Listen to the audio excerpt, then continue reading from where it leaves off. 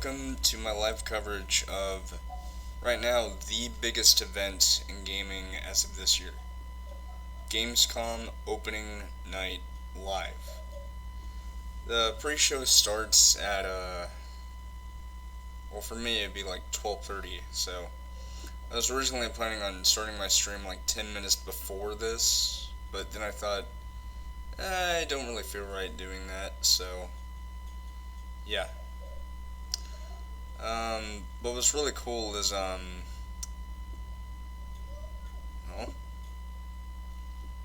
what's really cool is that, there's a big surprise.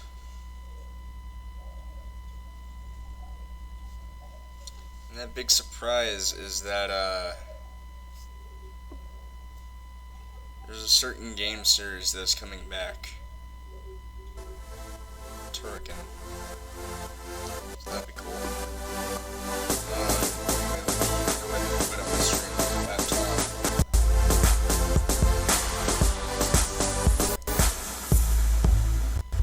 My cousins are being little weirdos. Anywho, yeah, so today is the big day. Preparing for this moment, and I honestly cannot wait to see what this has in store, because this is the biggest event this year in terms of gaming. So it's gonna be huge. Huge! Yeah, that was bad. Anyway. So,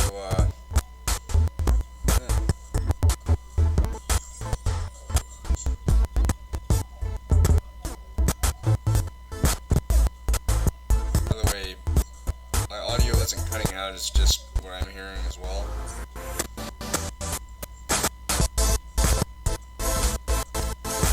What's going on? The audio's yeah, the people hear it too.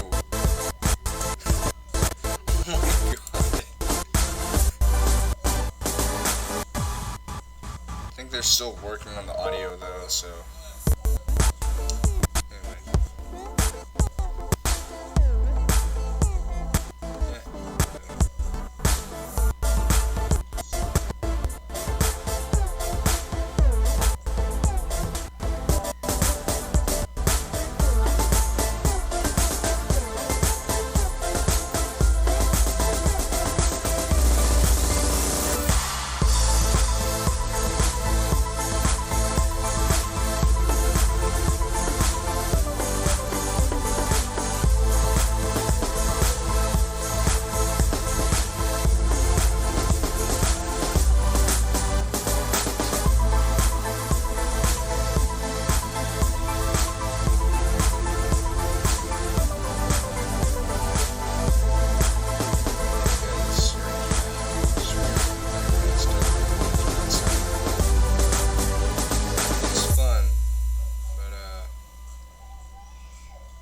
Lately, okay,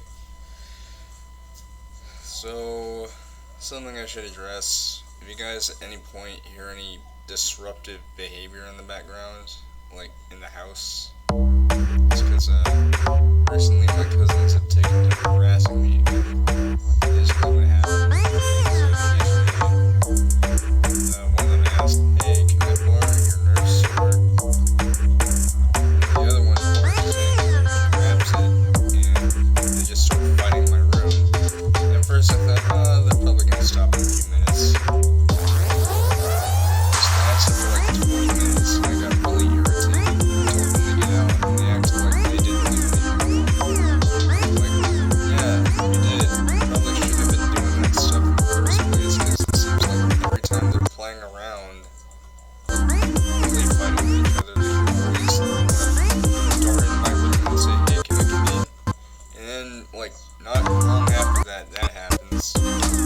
So, I'm not trying to complain, I'm not trying to be, a bitchy baby or anything, it's just, don't do that, right? Yeah, like, I got mad at them, and I kicked them out of my room.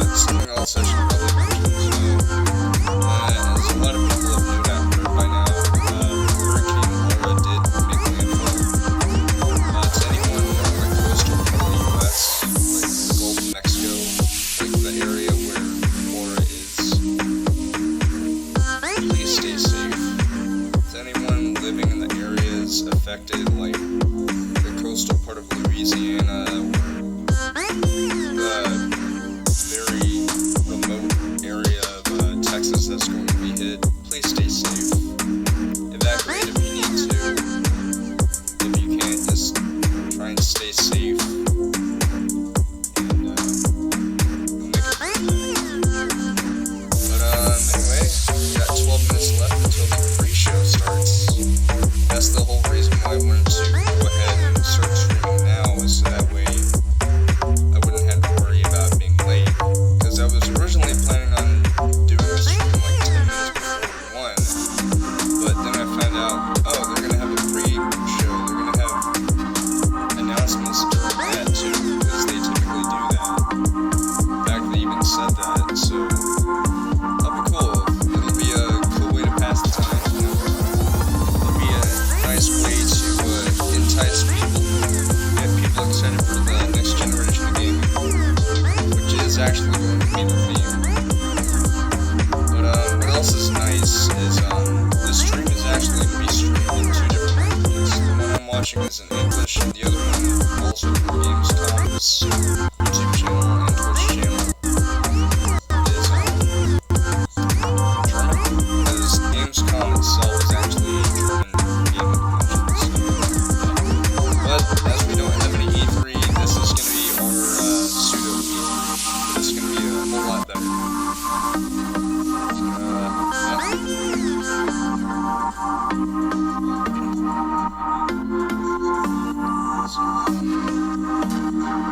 You guys are excited? Because I sure am. Because in 10 minutes, the pre-show starts. As will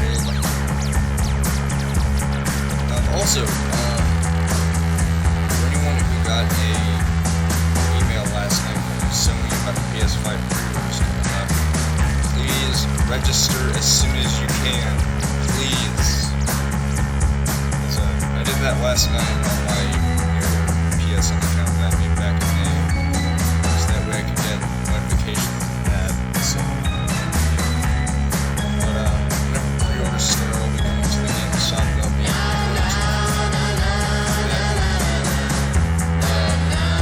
speaking of GameStop, my local GameStop, I found out a few days ago.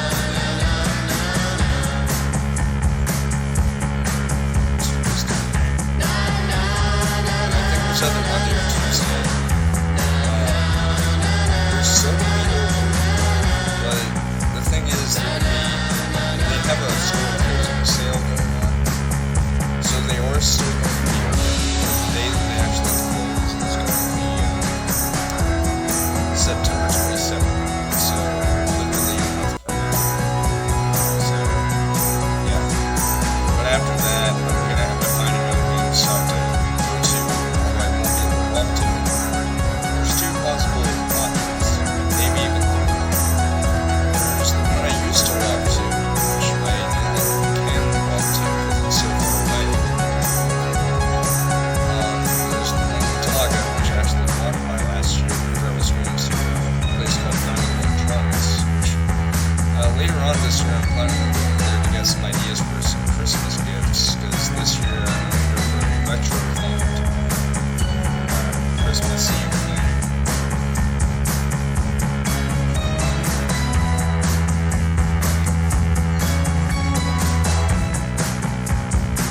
So, hope you guys are ready. I sure am.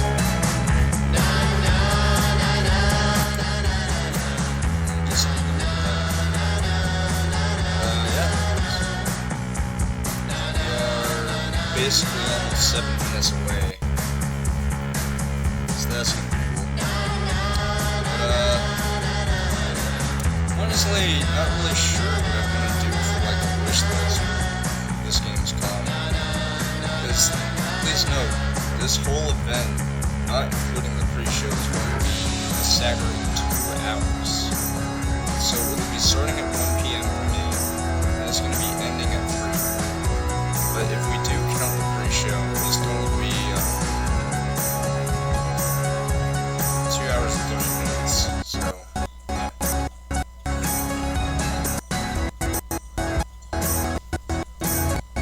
yeah. audio issues again. No! The audio is starting to crap out again.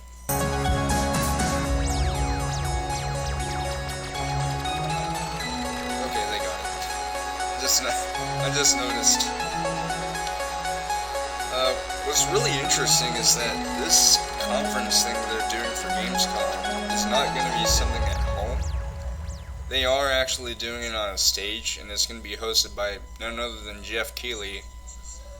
But, as for attendance, well, with everything going on, they are going to have people watch it from home, but think of it sort of like you are attending, but you're not attending.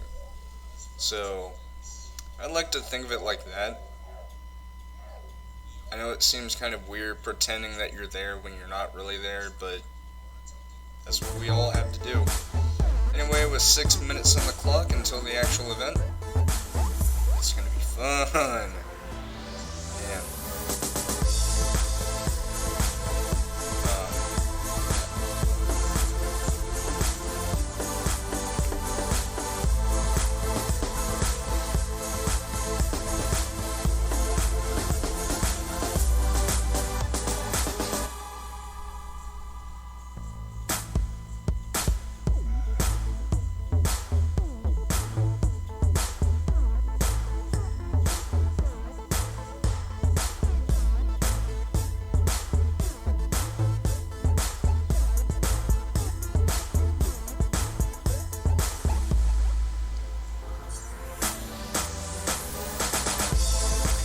5 minutes left. Something else. So, something that I came to the, not realization, but came to the discovery of recently is that, happens to be Sega's 60th anniversary this year, and they said throughout this year they're going to be doing announcements and events and stuff. And just so happens that Sega, or at least the European division of it, is going to be at Gamescom. Something tells me that they might have something big. I don't know why I feel like that's going to happen, but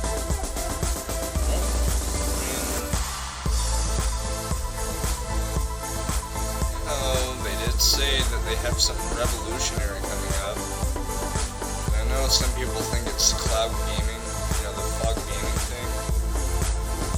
I don't really think so, because cloud gaming has been a thing for a couple of years now. And it couldn't possibly be, the Game Gear Mini. As cool as that thing looks. But, for those who looked into this, there were some, patents that, people have found from Sega, like a touchscreen interface for a controller. There's a coding patent thing.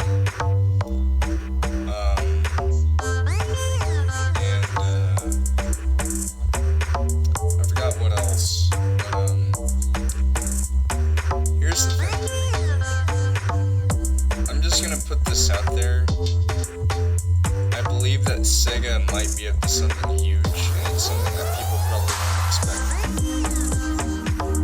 If you remember what I said earlier, it is currently Sega's 60th year. They've been around for 60 years. And on their Go Sega website, they said that they have some special events and announcements and stuff throughout this year, so just stay tuned. If you put that in mind, and if you put those patents in mind, and you think about the whole revolutionary thing, and you have the fact that, technically they have made hardware in the past. The Game Gear Mini, which is going to be a Japan exclusive item, sorry to say. There's also the fact that, they made the Sega Genesis / Mega Drive Mini last year, or released it. Something tells me that Sega isn't just going to be making games. Something tells me that their presence here, alongside the fact that this, again, is their 60th anniversary this year, something special that nobody saw coming. And no, I'm not talking about re-releasing the Dreamcast, which I'm thinking about getting another one at some point, maybe for Christmas, and this time I'll actually keep it. Because the only reason why I traded mine I think it was 2018 or 2019 or something, is because of the fact that I just lost interest in it, because I only had like 2 games. One of them had a horrible control scheme, the other one was Sonic Adventure 2, or no, it was Sonic Adventure, not Sonic Adventure 2. I did have that game though, and it was on my PS3 whenever I had it. Actually, that brings up another topic. So apparently, Sony is going to be, you know, at Gamescom. And, well,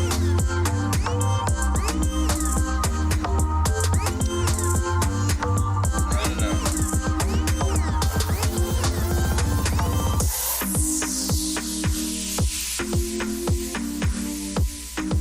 Right. So what I was trying to say is that, PlayStation's going to be there. Which is extremely interesting. Because some people thought, oh, they won't be there. They're about to reveal a surprise. Trust me.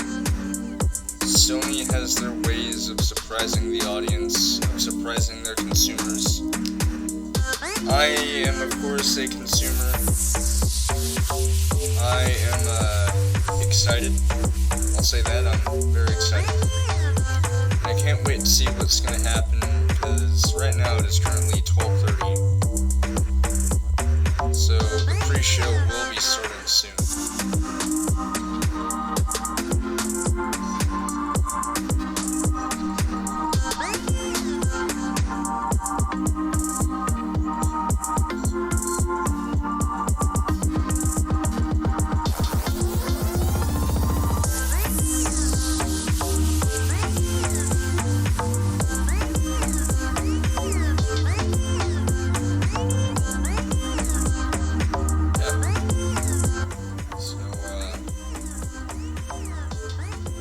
What's going to be happening. All I do know is, wait, is there even going to be a pre-show?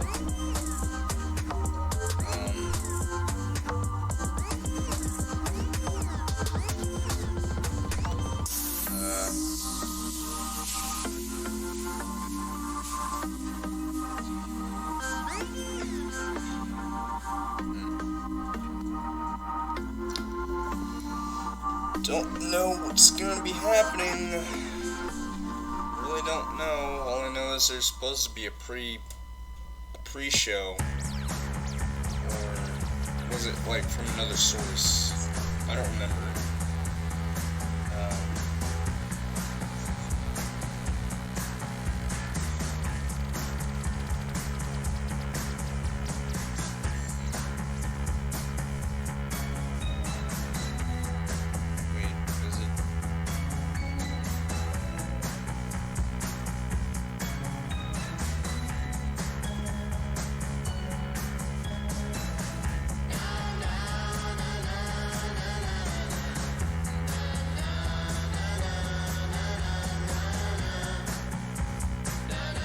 Yeah.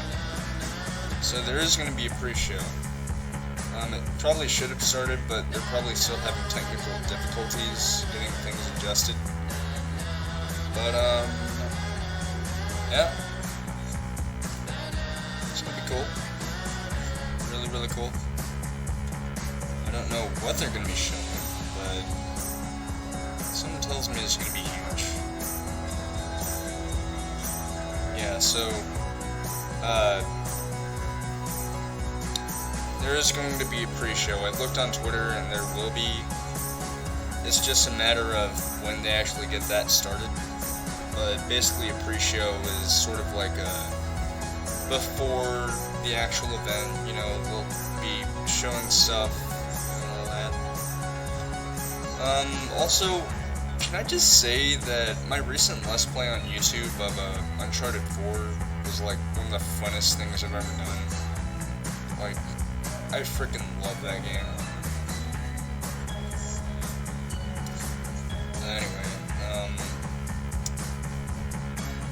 Gamescom. Time to show us what you got.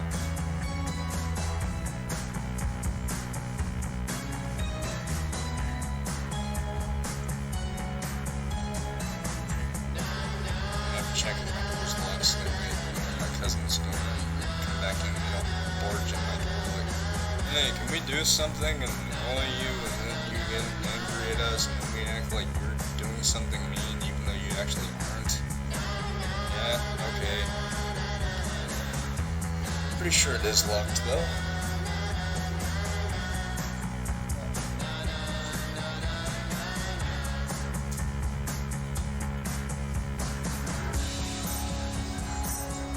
Wasn't, but I locked it.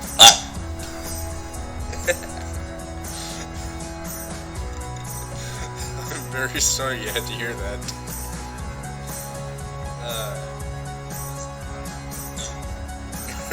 It's because I was sitting down, I just plopped my ass on my seat, just like, doom. Anyway, yeah. So, as we wait for the pre-show, I gotta say, this is something I've been greatly looking forward to. Like, to be honest, I have been looking forward to this for a while. Like, I really have, but to actually be able to do a live coverage stream of this is pretty cool. Because, for one thing, I've never really been too interested in Gamescom, and I think I know why. It's because, like, I've never really had the opportunity to check out what Gamescom was, but now that E3 has been cancelled because of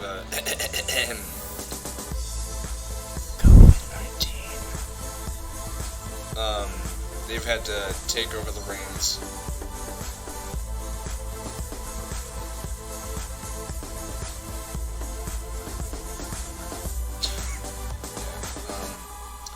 So, let's see what's going on, shall we?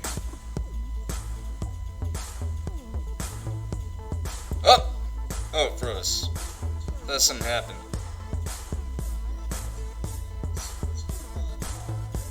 It froze for a second. I thought something was about to happen.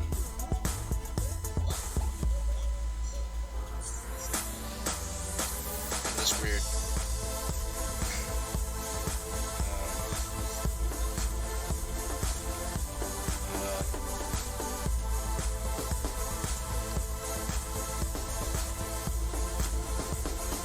Yeah. Where's our pre-show?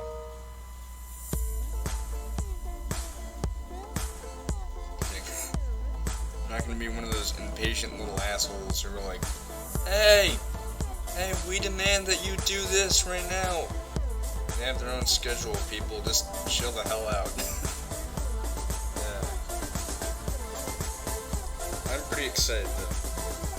Yeah. I think I can wait another 6.5 minutes, basically. Although that's gonna be like 12:40 something. But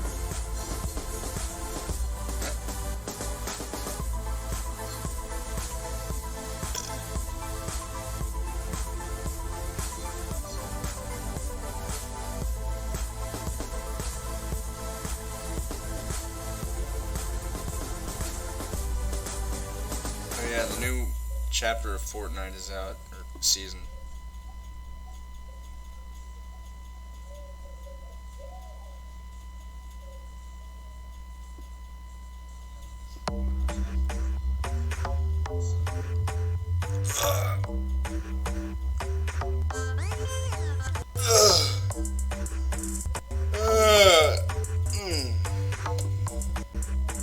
I swear I got good sleep last night. I did.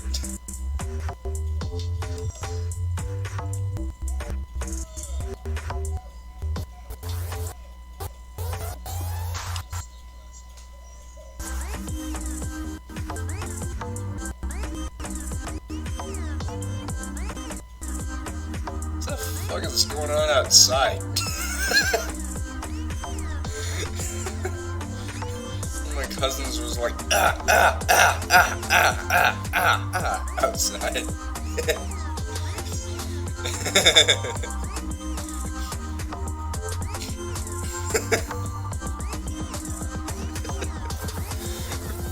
They're play fighting in the pool. I just hope they're careful around, like, what I'm about to talk about may sound confusing without context, but basically, have you guys ever seen one of those little hose things that's in the pool? Like, it's connected to the wall, and it's like this little vacuum cleaner that cleans up stuff, and that stuff goes to the filter for the pool. On a few occasions, they've accidentally yanked that out, and I've had to, like, shut off the pump or do something to put it back in. I'm just hoping they don't actually do that again, because they have done that, and then they've said, it was an accident. Thing is, that thing uses suction. Like, it's like a vacuum, basically. It froze. Something about to happen.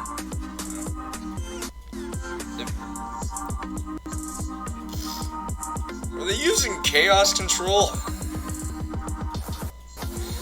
But yeah, so...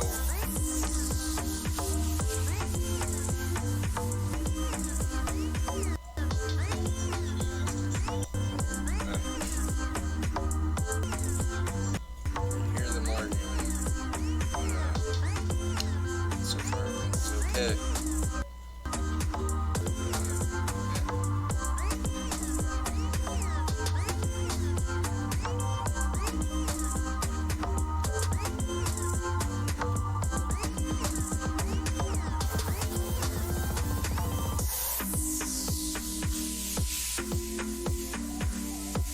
So it's currently 12:40, so maybe the pre-show starts whenever the counter, like, for the timer reaches 0.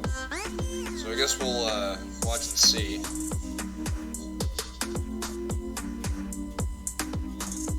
All I know is I'm so excited, because seriously, the thing is, PlayStation is attending.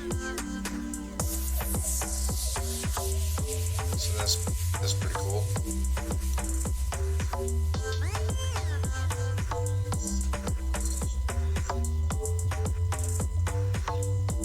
Anyway. Yeah, they say 30 minutes till something.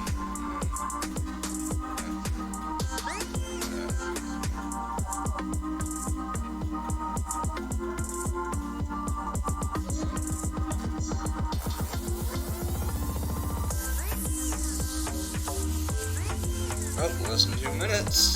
We're getting there. Maybe it's gonna be like...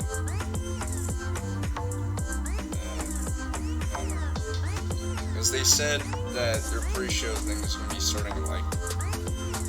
for me, it's like 12:30, but... I guess not.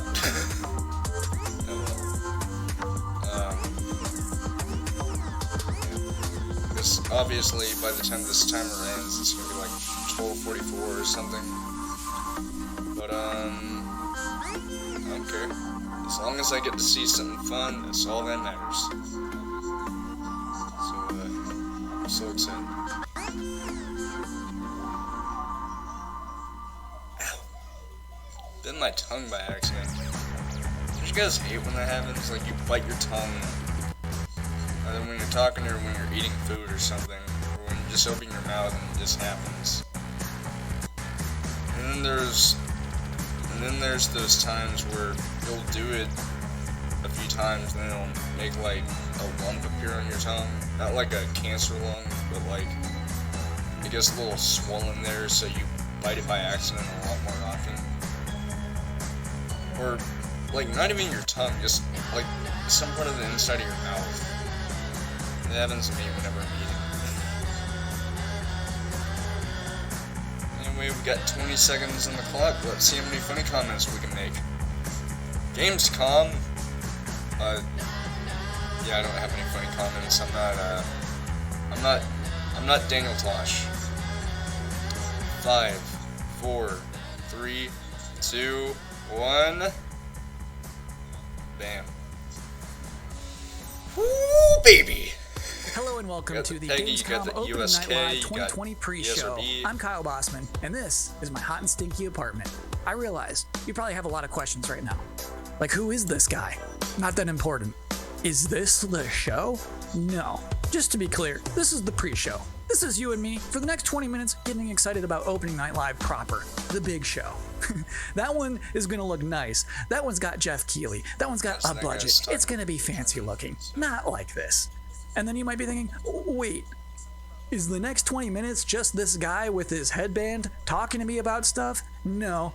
It's going to be some of that, but most of the show is trailers. We have world premiere trailers right here for the pre-show. If anything, my job is just to smile at you and fill time in between trailers. In fact, we should, I think, start off with a trailer. We'll talk about Opening Night Live. It's going to be big and fun and awesome, but I feel like the best way to kick off a pre-show is just to get right into one. Our first world premiere trailer is a game that was just announced earlier this year at an Inside Xbox event from Bandai Namco. This is Scarlet Nexus.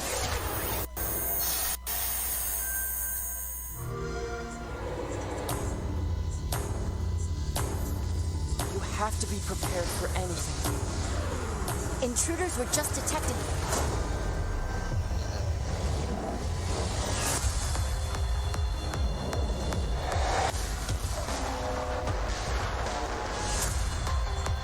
We have to work together.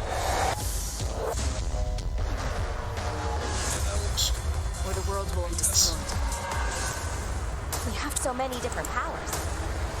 Let's do this. Oh, that's why. It's because of the volume part. Well, now I know. You have your ways of doing things, and I have mine.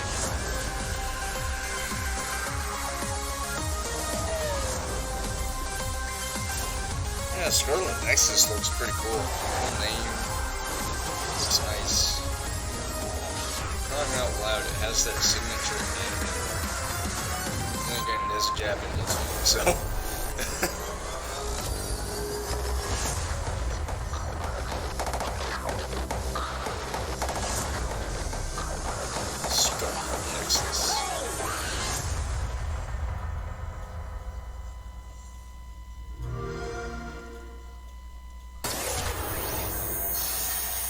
If you're just now joining us, this is the Gamescom Opening Night Live 2020 pre-show. That was a trailer for a video game and not an anime, and I'm Kyle Bossman, not important. For the next 20 minutes, much less than now, we are counting down the minutes until the big show, Opening Night Live, in which you're going to get fresh looks at Fall Guys Season 2, Destiny 2, Call of Duty Black Ops Cold War was just announced yesterday. We're already getting to see more of that tonight. Lots of things to see. Cindy Goodman from IGN is going to be giving out the Gamescom awards for Best PC Game, Best PlayStation Game, Best Xbox Game, as well as talking about some brand new shows from IGN that they are debuting this week at Gamescom. Lots of stuff in ONL. It is going to be a chunky, thick show. But in the meantime, for this pre-show, it is time now for another world premiere on our end. The game next that we're going to see is called Quantum Error. And parents, let me warn you now, it's time to put the kids to bed. Because it's about to get scary as hell in here. I don't care if you're in the Western Hemisphere and it is the afternoon. Like, put the kids to bed. It wasn't actually desynced, it was just a translation. But no. Anyway. America. The chain gun. Unreal Engine. PlayStation. Finally. Anyway. We did it. Yeah, so... That artifact you recovered. Reveal number 2. Whoa. I mean, it's not really a reveal, we've already seen it. To all our questions. Looks cool though. What?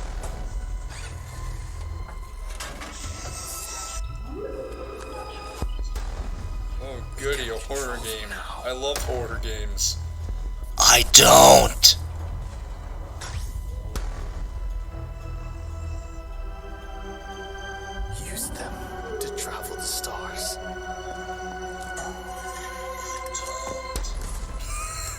apologize a bit, Scary. That game looks really cool, by the way.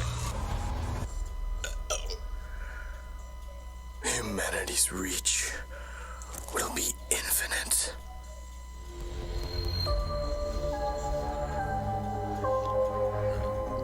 Quantum error.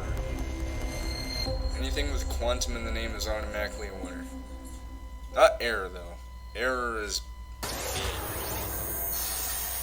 We've got a lot more world-exclusive trailers to go, more pre-show to go, an interview with Jeff Keighley. Next up, we have a car brand synonymous with racing and innovation and a key partner of Gamescom for years, Ford. They're about to exclusively reveal the first ever car made with gamers for gamers. Check it out. Ford knows racing. In 2019, we brought our love of racing to gaming, and Team Fordzilla was born. And that was just the beginning. In May, we launched Project P1 to design a car in collaboration with gamers for gaming. This project was a global first, and our designers let their imagination go wild. So on to our first global announcement. Please welcome our first ever Team Fordzilla Project P1 model.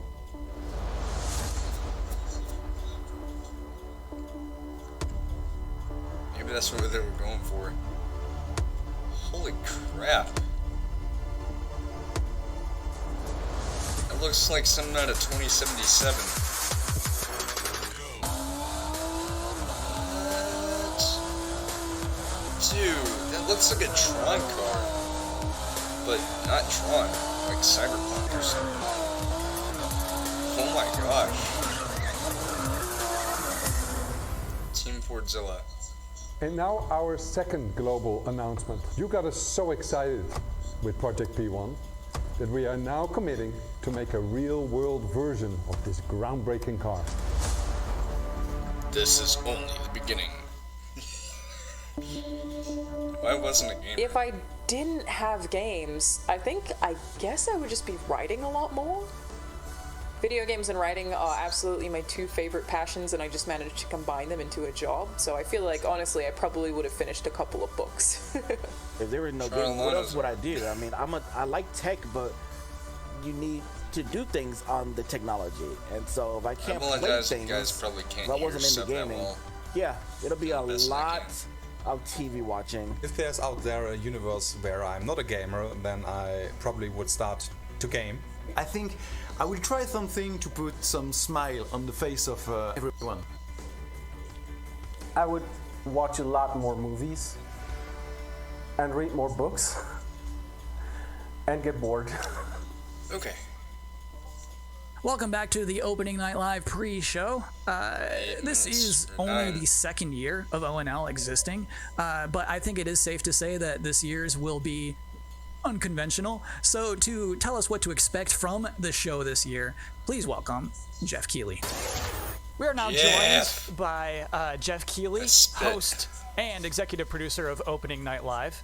How you doing, Jeff? I'm doing great, Kyle. How are you? I'm doing okay. So back in April, Gamescom said we're going digital this year. When did you start thinking about ONL and how that's going to look? Well, we knew last year we were going to do another ONL this year because it was a big success, but yeah, we had no idea what format it was going to take. Normally we were in Cologne. This year we're doing it from Los Angeles, but actually Gamescom came to me and said we definitely want to do ONL. It's a digital event for the whole world, so even if we don't have something physically in Germany, we still want to do this show with you. And I said I was doing Summer Game Fest, and maybe we can bring all these things together to create this grand finale for the show. And all summer I was really hoping to do a show that was a little bit bigger than I've been, broadcasting from home here for many months, and I wanted to do something with kind of a set and a little bit of spectacle to it, and bring the whole industry together, and that's what we're going to do. So is it going to be just as long as a regular show? Yeah, we have like 2 hours of stuff to show folks from across the industry. the big stuff, the biggest games out there like Call of Duty, and then a lot of really interesting titles. Of course, we're gonna have some amazing next-gen stuff in the show, and Fall Guys Season 2, which has become a thing over the past couple of weeks. So it's really fun to have like the big and the small and the surprises and next-gen all blended together. But yeah, it's a full-blown show, 2 hours. Is it going to be just back-to-back trailers, or are you going to do some interviews and demos? You will definitely see trailers. You will see some extended gameplay demos of some titles as well. There will be a few interviews with a couple of developers.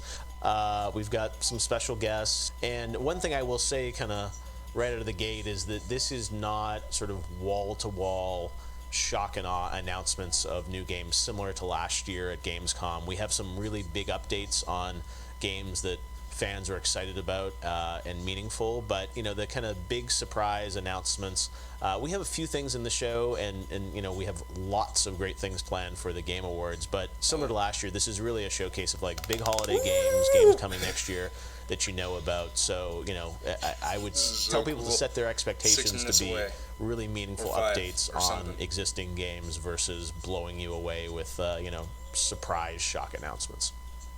Great. Jeff, I'm personally looking forward to the show. Well, me too. It's been really fun to build this, but even working with our team, it's been challenging to do things safely in the era of COVID, and it's meant a lot to me that Gamescom has said we still want to do this show, and I think for all of us in the industry, we want that big showcase. So I'm just really excited to honestly leave home, do have a set, and you'll see we've got screens and lights, and it's. If we do it right, we're going to hopefully create that magic moment that we haven't felt this summer, right? And a lot of the events this summer have been pre-taped, and they've been great and lots of cool game info, but I really wanted to do something live with a lot of energy to it. So if we do things right, that's what people are about to see. Very cool. Good luck with everything. Thanks, Kyle. Thanks for hosting the pre-show. I'm doing my best. So just so we're all on the same page about what just happened, that was basically an interview with my boss using questions that I mostly already know the answers to. So considering all that, I think that went pretty well. Next up, we do have another world premiere trailer, baby. Vroom vroom honk honk for Dirt 5. Boom, baby.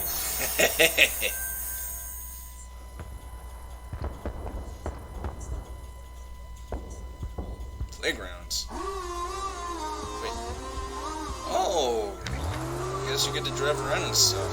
That's cool. Or is it like an editor thing? Yep, editor.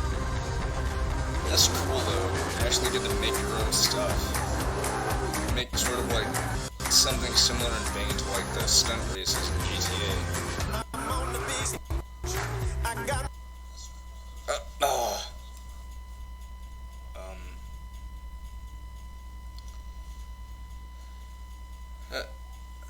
What?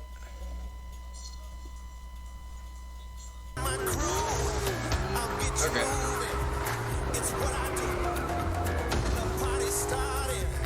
It's going down. Let me show you what it's all about. Check it out. Check it out. Just check it out. Let me show you what it's all about. Check it out. Game crashing. Stop doing that. Now it does.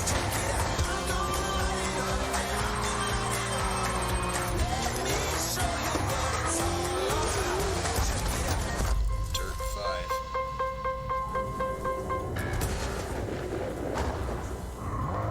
Vampire. And my stream keys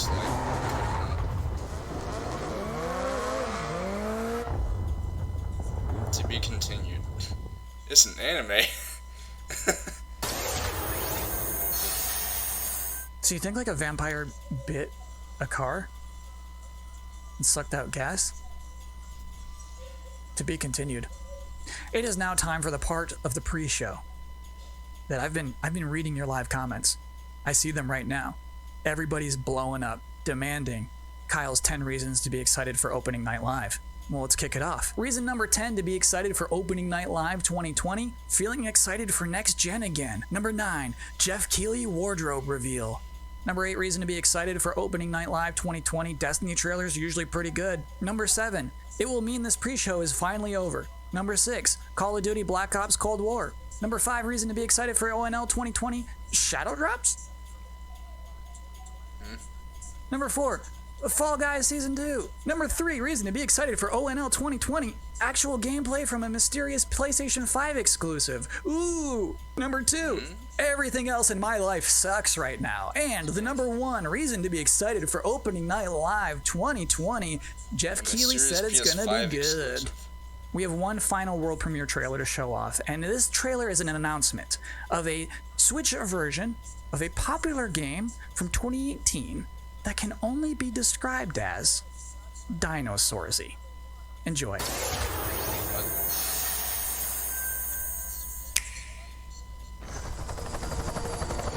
You think that things are going to turn out differently, huh? It's not very exciting. It's not exactly the ones before you it's did just too. Dinosaurs. Because they believed that they were in control. And control, well, Daytona, USA. here's the thing. But, humanity is desperate cool, for it. Switch is getting, we are seduced by it, but we never really possess it. Jurassic.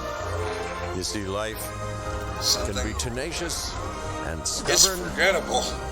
Life will not be contained.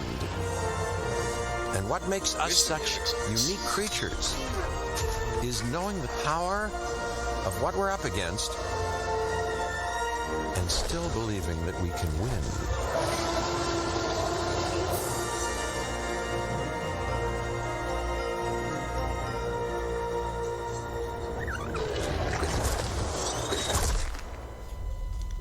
Cool. When's it coming out?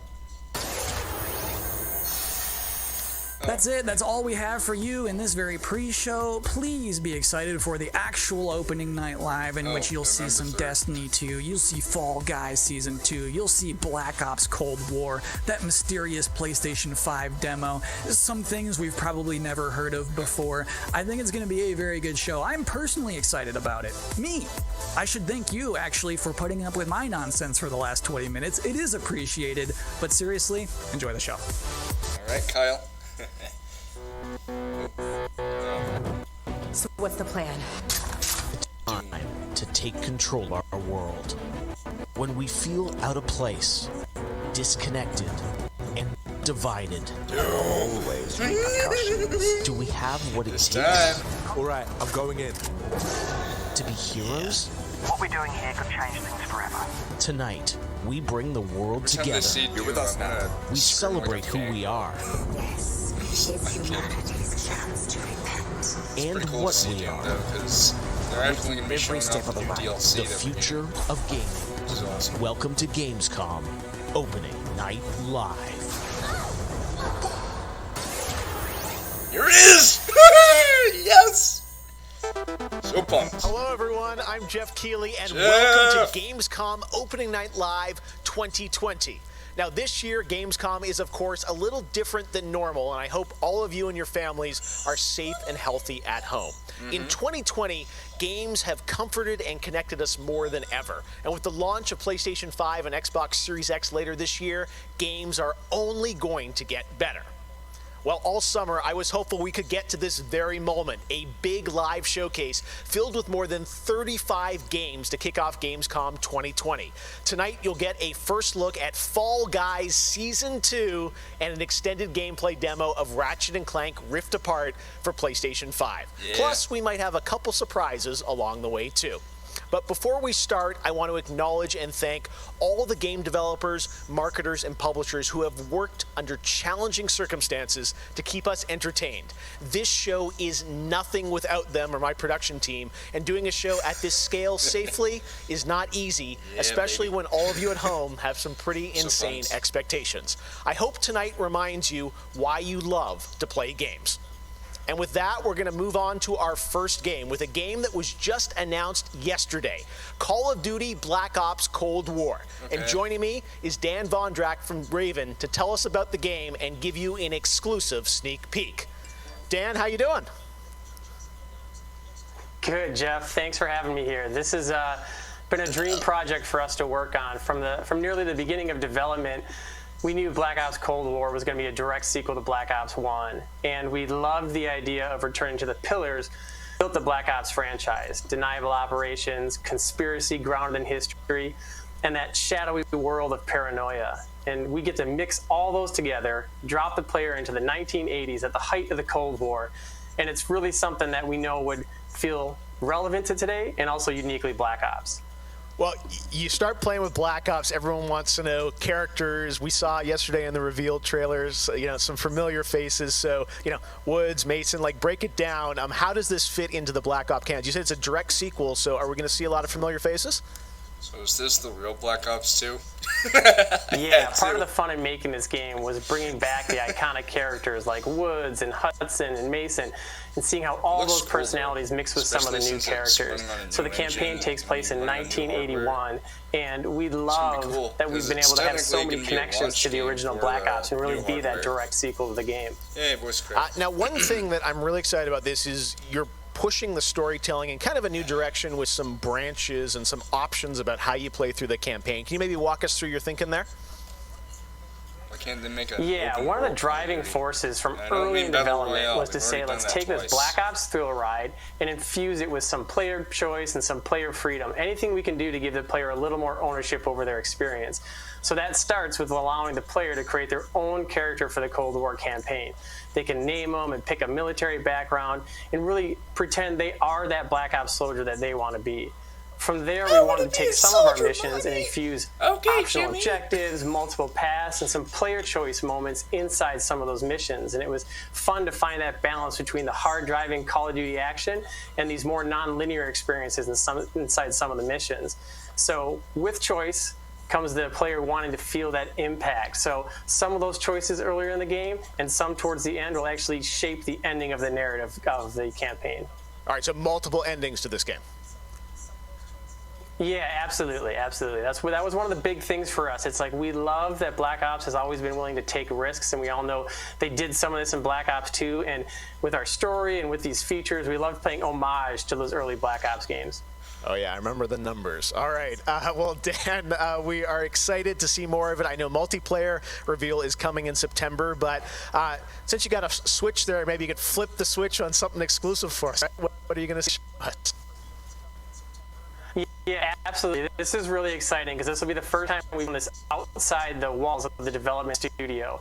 This is a scene from earlier in the game, and it's a critical point that really shows the narrative of the world, shows this threat that our heroes are going to be battling. So let's take a look. World premiere. Oh man, they don't have the world premiere. 1943. Detailed information from the Manhattan Project was stolen from Los Alamos by the Russian spy known as Perseus. 1968, Vietnam War. Viet Cong soldiers orchestrated by Perseus attempted to steal an American-made nuclear bomb from a U.S. firebase. 5 days ago, while on a mission, we acquired intel that Perseus is in play again and planning an attack on the West. Robot soldier. Perseus. The CIA's analysts consider him to be the single largest threat to the free world. Really good. Mr. Hudson, we're all aware of Perseus. We're also aware he's more myth than fact. I mean, personally, I think he's nothing more than the Russian boogeyman. General Russian Haig, boogeyman. allow me to introduce I don't know how to say man boogeyman in Russian. to respond to that. CIA clandestine special boogeyman. officer Russell Adler. Cheeky He's one of the few breaky. people who even come close to capturing Perseus. Mr. Adler, why should we take this Perseus threat seriously? You don't have to, sir. Yeah, then a lot of innocent people are gonna die. Why do you say that? Sir. Every time Perseus has come into play, it's shifted the balance of the Cold War. After 13 years of silence, if he's active, something big is gonna happen. Something that will affect the free world.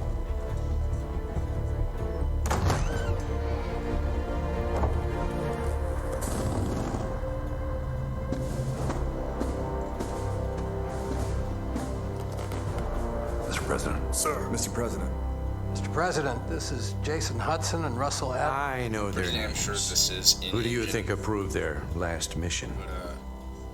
At least they aren't using the same recycled Is the Quake threat engine. real? They've Yes, repurposed sir, we into a believe it modern is. gaming engine Can again. you stop Perseus? We can, sir. I've already submitted the requisition for my team. Sir, their requests are highly irregular. No, seriously. Most likely That's, illegal. If the like, press gets a hold. What the hell are you talking about? You know I who don't we know how are? many Every years mission they've we used, go like, on is illegal. Sergeant a version Woods, of the Quake engine plausible that they've finally deniability is the backbone of our But work. now they are actually using We're talking a about real, preventing like, an new attack engine, on the free men so and it women of stops the looking world. like the same Give Mr. bullshit Adler over whatever and he over. wants. Gentlemen, It's good, but at the same we've been time, given an important I hope they task. actually make this game Protecting right, our very because way of life Modern from the Warfare great evil. 2019 looks really good. There is no higher duty. And There they is like no tackle higher darker honor. themes in war. And while pretty cool, few people but will I feel know like of your struggles, Treyarch could do better. rest assured, Treyarch and Raven. the entire free world will benefit. Also, I think that's Ronald Reagan. I know you won't fail us. Yeah. That was it. There wasn't any gameplay, but hey, so nice. Tonight we have some new game announcements for you guys as well, including this one, a new next-gen narrative action-adventure game from Reflector Entertainment in Montreal. It's called Unknown 9.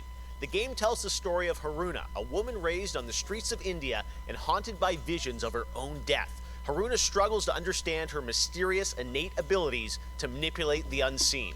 Check out this first look. And our first big announcement.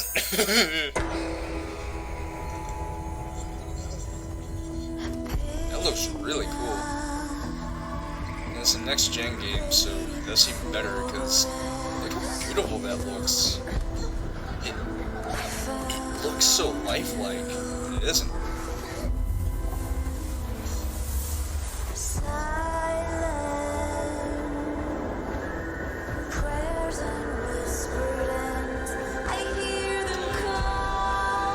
Awesome.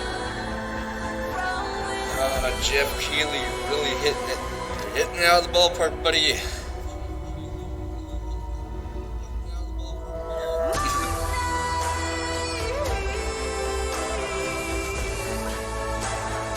Does that sound like Evanescence?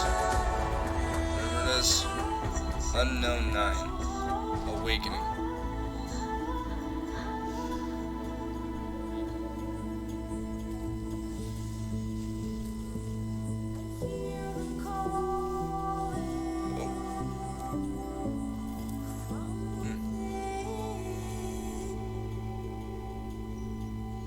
Unknown 9.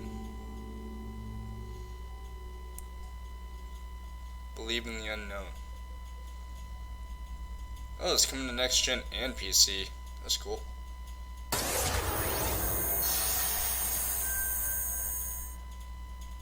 All right, let's get to the gameplay. One of this year's biggest games has been Doom Eternal. Tonight, we've got an exclusive first look at the campaign expansion called The Ancient Gods Part 1. I'm getting that DLC. Check this out. I got the season pass.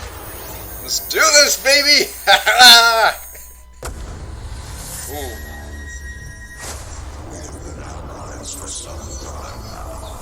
Is that Summer Maker?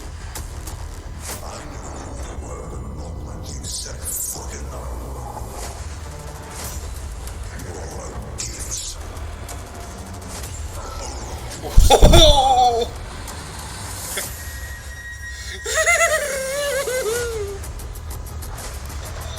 The Slayer has arrived. Rotter. Please proceed with control, but assertive aggression. Oh man, are we gonna get any new guns? Or is it just the same? We work to resurrect the only ones who can save this world. God bless America. That looks so good. Oh. Hey, the summer's back. Nice. I was wondering when she'd appear. Or he. I don't know what it is. Although, I do know that that's a type of Titan.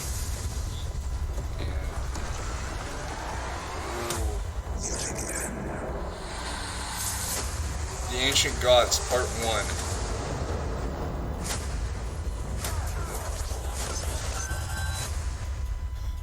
Oh my god! October 20th? Yeah, baby! Haha! 2020 marks the 25th anniversary of a legendary game a little bit less than 2 months away. Tonight, Casey Hudson and the team wanted to give everyone around the world a little taste of what's next. Casey, over to you. Hey Jeff, it's great to see you again. You know, 6 years ago, we were on the stage with you at the 2014 Game Awards, accepting the Game of the Year for Dragon Age Inquisition. And since then, we've been imagining new ways to use next-generation technology to bring the world and characters of Dragon Age to life. We're still in early production, but we thought it was time to give you the very first look at how BioWare's passionate team of developers are crafting this very special game.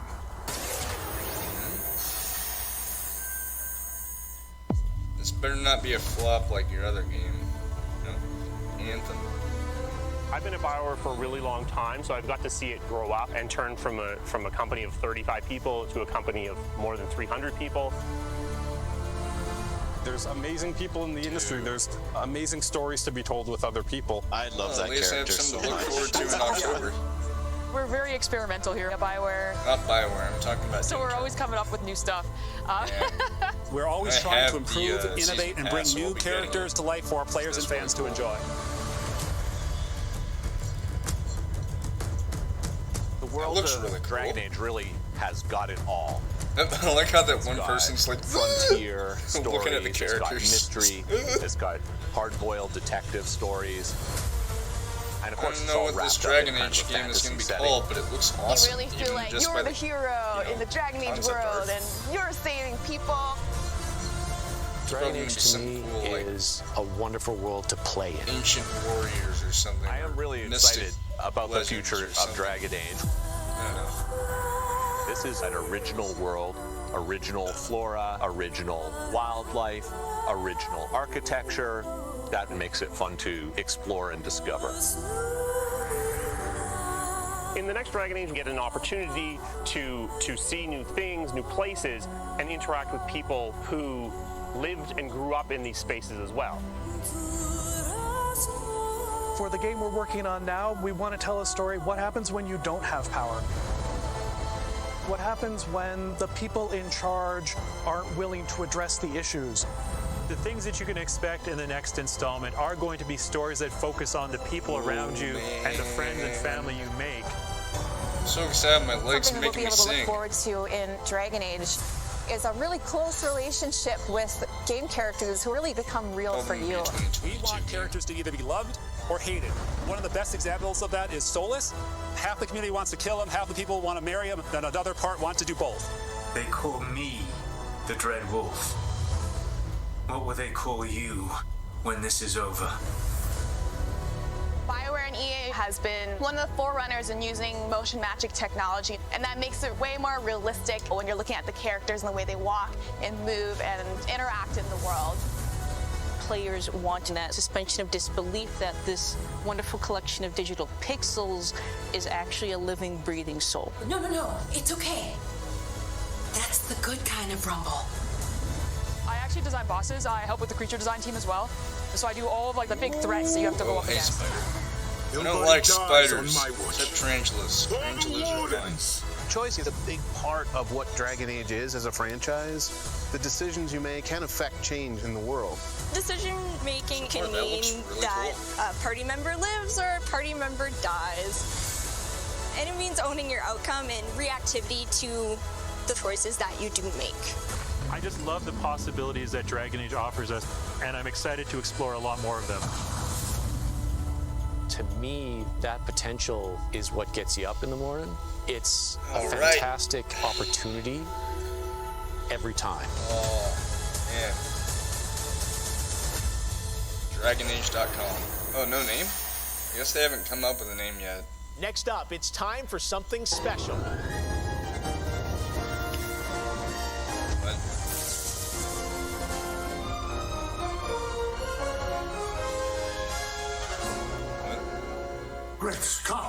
Christopher Lloyd! Serious miscalculation. Wow, wait, you're, what's his name? Back to the Future. I'm ONL Brown, doctor of physics, not of medicine, and certainly not that quack from Rick and Morty. Yeah, we know who you are, but what are you doing here? I did come back from the future to this precise moment on August 27th, 2020, because it's imperative we launch Surgeon Simulator 2 right now. And what exactly do you have to do with Surgeon Simulator? What?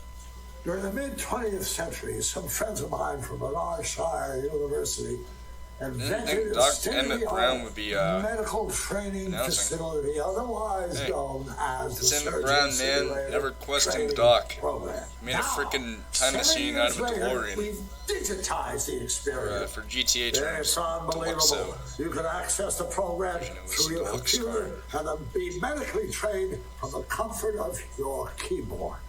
And it's available as of great Scott. This very moment. Dude, I still can't believe they got D. Christopher Lloyd to do this. He's still going strong, and he's in his 80s. Incredibly successful test subjects who have already completed the course. So you're saying a world premiere will save our future? Only time will tell. And speaking of time, I'm off to another world premiere, Avengers 26, The Return of the Son of Thanos, opening 2077. And with that, I leave the fate of the human race in your hands. Just make sure you play Surgeon Simulator 2. Seriously, Christopher Lloyd is so cool. World premiere. Okay. With the armor that's on his head! Let me give him a little pat on the head. Where does this part go? We got it. He looks good as new. Now grab the good armor, bring it in here. We're dying. He's dying. Oh, no, that's not right. My finger slipped. I think it's the right. Jesus Christ! What about? He's flying. He's perfect. We saved him. What the? Oh. Doc Brown introducing Jacksepticeye playing Surgeon Simulator, only on opening night live. All right, well, if you thought that crossover was kind of crazy, wait until you get a load of this next game announcement that I don't think anyone probably saw coming. Check this out.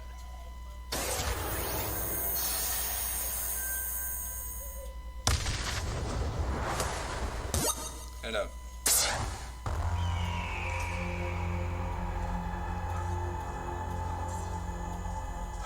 Oh my god.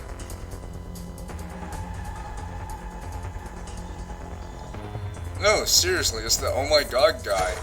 You know that? Oh my god!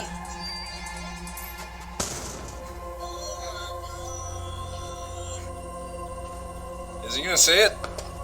Come on, say it! Say the thing! Say it! Say it, damn it!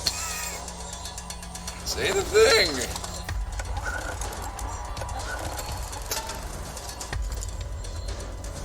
Wait, what? What was that? Oh, laptop.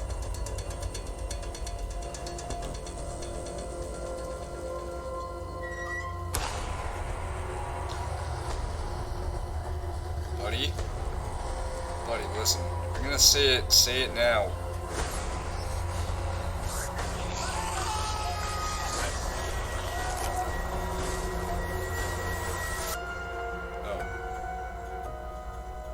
What kind of an announcement is that? It looks cool, but it isn't. Come on, you had the guy from the oh my god meme, and you don't even have the nerve to let him say oh my god.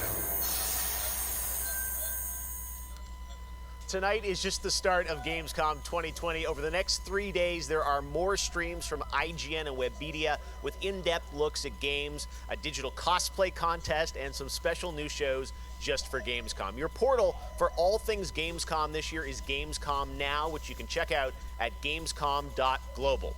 Now, one game you'll hear more about later on IGN's post-show is this one, a return of two classic characters that I love. Check this out.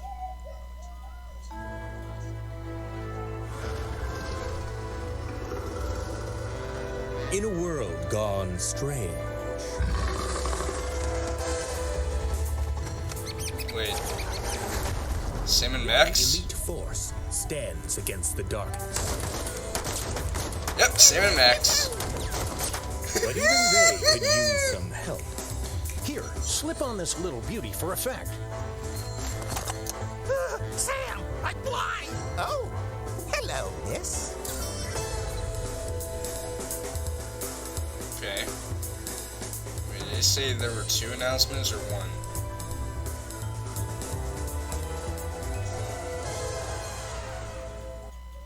The return of Sam and Max. Yes. All right. And now it's time to say hello to my wonderful co-host for ONL from IGN. Please say hello to Sydney Goodman. Thank you, Jeff. What's up, everyone? I'm Sydney Goodman, and I am thrilled to be here. Gamescom is always such a fun event, and throughout the show tonight, I'll be telling you about all the different ways that IGN is involved in this year's festivities. But first, I have an award to announce. The winner of Best Nintendo Switch Game is Little Nightmares 2. Huge congratulations. Like I said, IGN is going to be here for all of Gamescom with great shows such as the Gamescom Studio, where you can find me and my co-hosts for all day long games content, interviews, dev talks, and more. Plus, we have Gamescom Awesome Indies, the show with and for indie developers. That premieres Saturday, August 29th at 7 p.m. Central European Time, so be sure to tune in for more announcements and special guests. And now, let's go back to Jeff for our next big world premiere. Awesome. Thank you so much, Sid. We are so excited to see what's in the Gamescom studio and also Awesome Indies, and I'm going to be on the Daily Show tomorrow, so looking forward to that. All right, well, on to our next game. In the next World of Warcraft expansion, players will journey beyond the mortal world of Azeroth to a place where no living soul has set foot before. The Shadowlands, the afterlife of an entire Warcraft universe. The infinite realms of the Shadowlands are watched over by different factions, known as Covenants, each holding dominion over a different aspect of the afterlife. And depending on how someone lived their mortal life, they may end up as part of one of these Covenants when they cross over into the Shadowlands. Today, we're excited to give you a closer look at the noble and pure Kyrian Covenant from the realm of Bastion, who are charged with carrying the souls of the dead into the beyond. So sit back and get ready for the world premiere of Bastion, the first in Blizzard Entertainment's new 4-part series of animated shorts called Afterlives. Enjoy.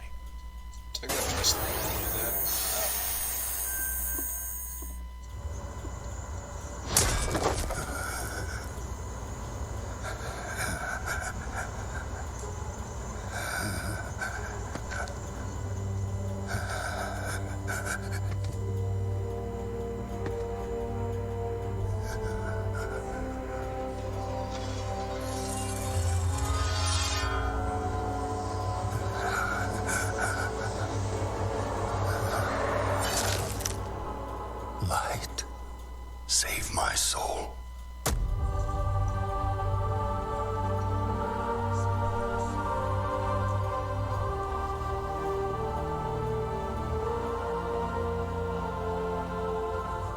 Uther. Where am I? Welcome to Bastion.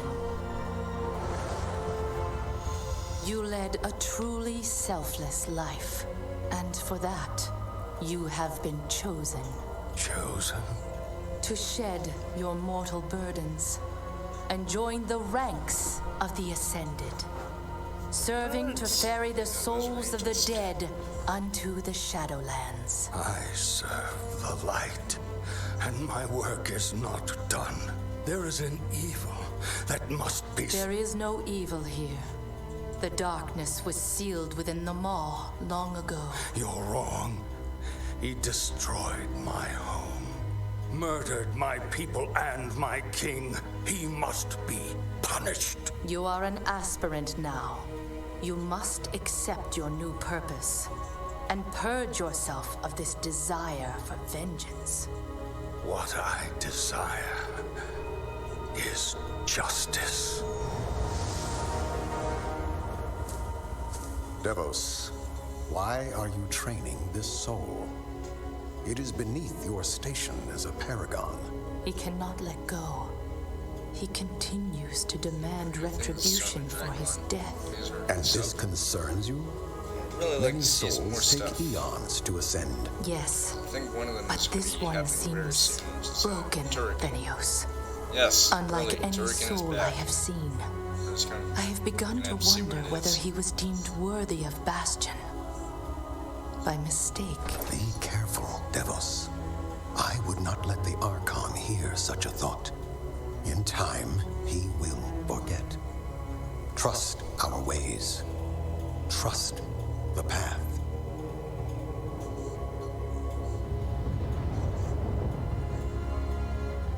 Devos, how long must we train? Until you are ready to ascend.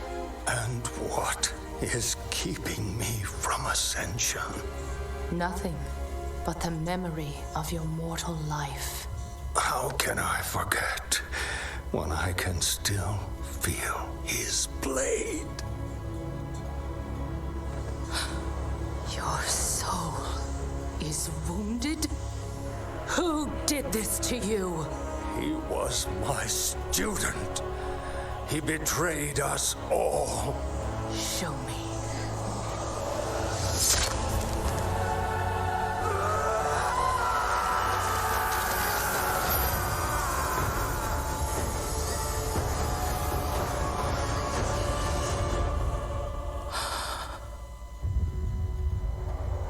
The runes on his blade were unmistakable. This dark agent runs free on a mortal world with the power of the Maw itself in hand. Our realm is imperiled. Impossible. The Maw is inescapable. You must return to the path. If he had purged his life, we never would have known of this calamity. The path is flawed. Enough! The order of the Shadowlands depends on the execution of our eternal charge.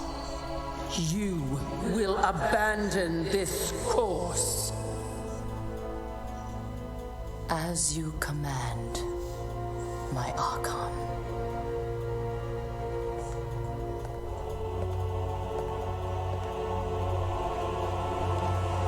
Uther, the time of your ascension has come.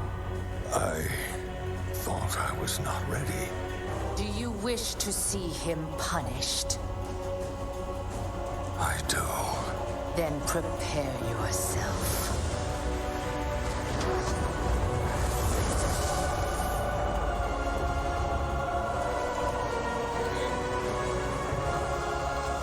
The moment he falls, we will claim him.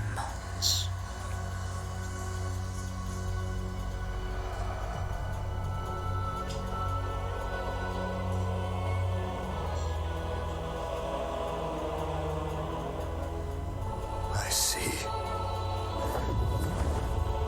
Only darkness before me.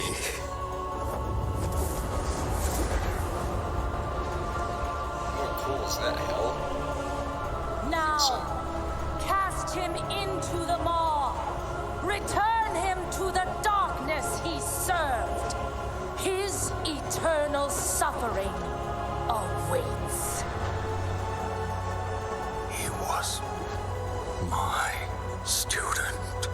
Remember what he did, and take your vengeance.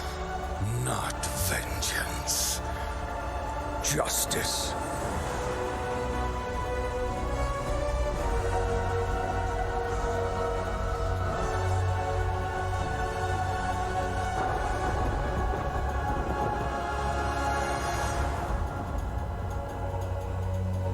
Took you long enough. Seriously. They dragged that out for like how long? Finally. Thank God. All right, hope you guys enjoyed that exclusive look at Bastion. Now, we know many of you can't wait to experience Shadowlands, and our friends at Blizzard want you to know the wait is almost over. More Blizzard? Ah.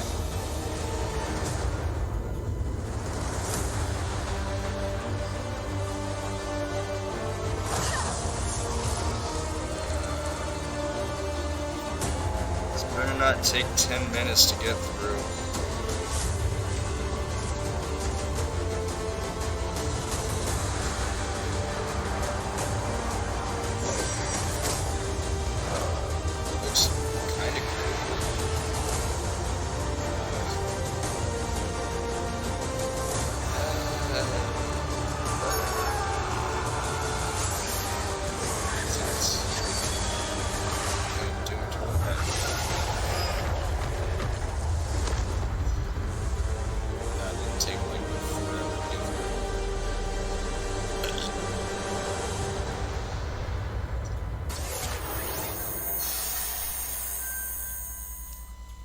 October 27th, it is official, and we have so much more opening night live still to go for you. Ratchet & Clank, PlayStation 5, much more. Stay tuned. All right, but now it's time for the announcement of a new universe that is coming to gaming for the first time with a project from a Canadian studio. Check this out.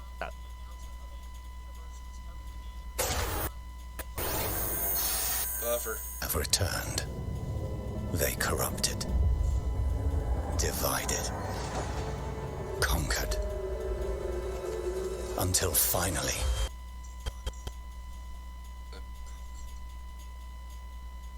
what?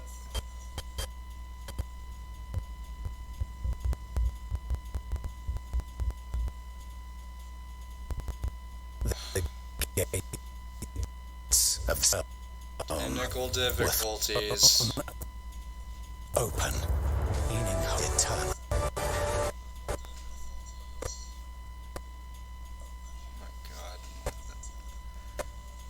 Fix your shit, please. My god, what the... Okay, this is not happening on my end. It's just... We will take back what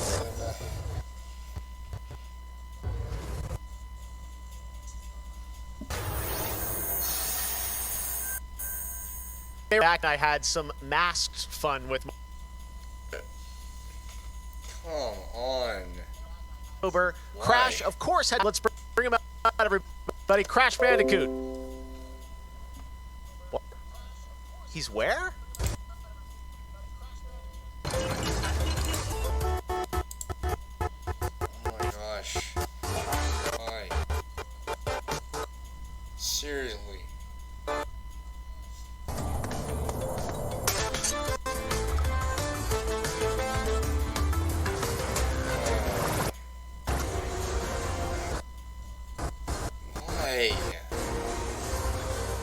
What's going on?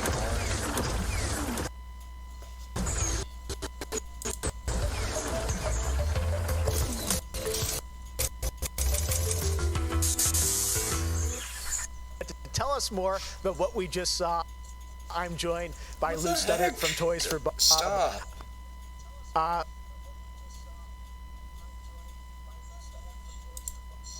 What there? Oh my god. Can you not? Around Cologne, but okay. It's not what just he was me. Playing Crash 4 narrative. This. Everybody is... Yes, look in time to the 90s when Neocortex was actually testing on Crash and Coco before the events of Crash Bandicoot 1. And they're kind of these devious puzzle rooms that we've made, and they're really hard, and they're really awesome, and they're super. We can't wait to get people's hands on them. Yeah, no, I got to play a demo of this a few weeks ago, and that was a challenge, so I can't imagine how nefarious these are. How are they going to be integrated into the game? Are they optional, like offshoot stuff, or how do you get to them? Sure. So players actually have to collect the flashback tapes in the levels themselves.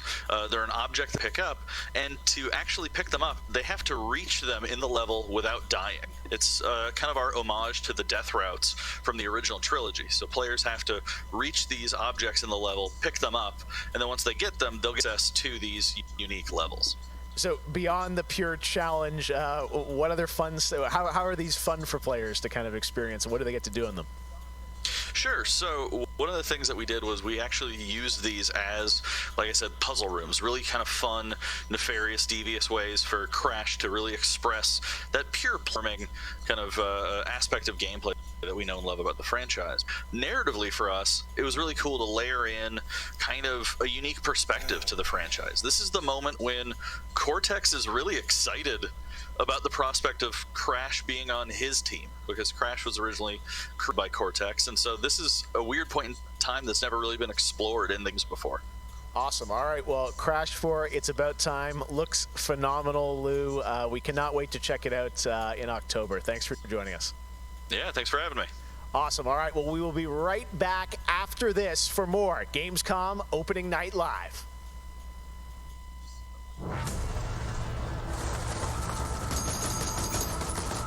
I have become terror.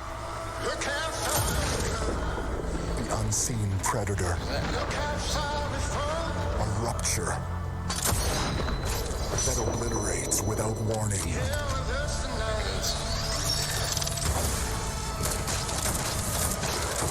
Alone, the hordes of Enoch will fall before me.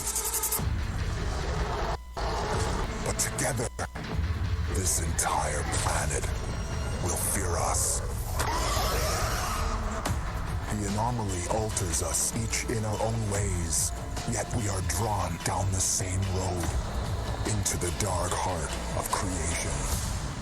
'Cause I feel the way you feel. We will find the source, whatever it holds, whatever it takes.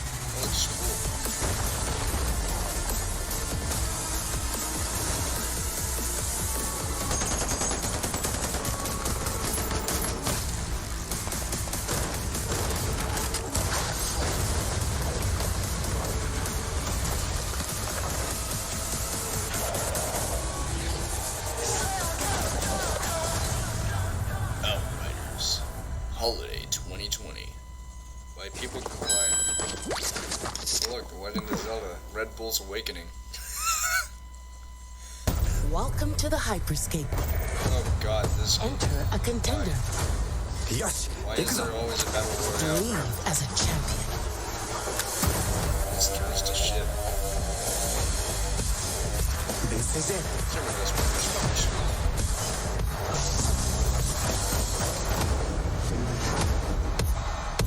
Time to party! At least you guys aren't getting a next gen release.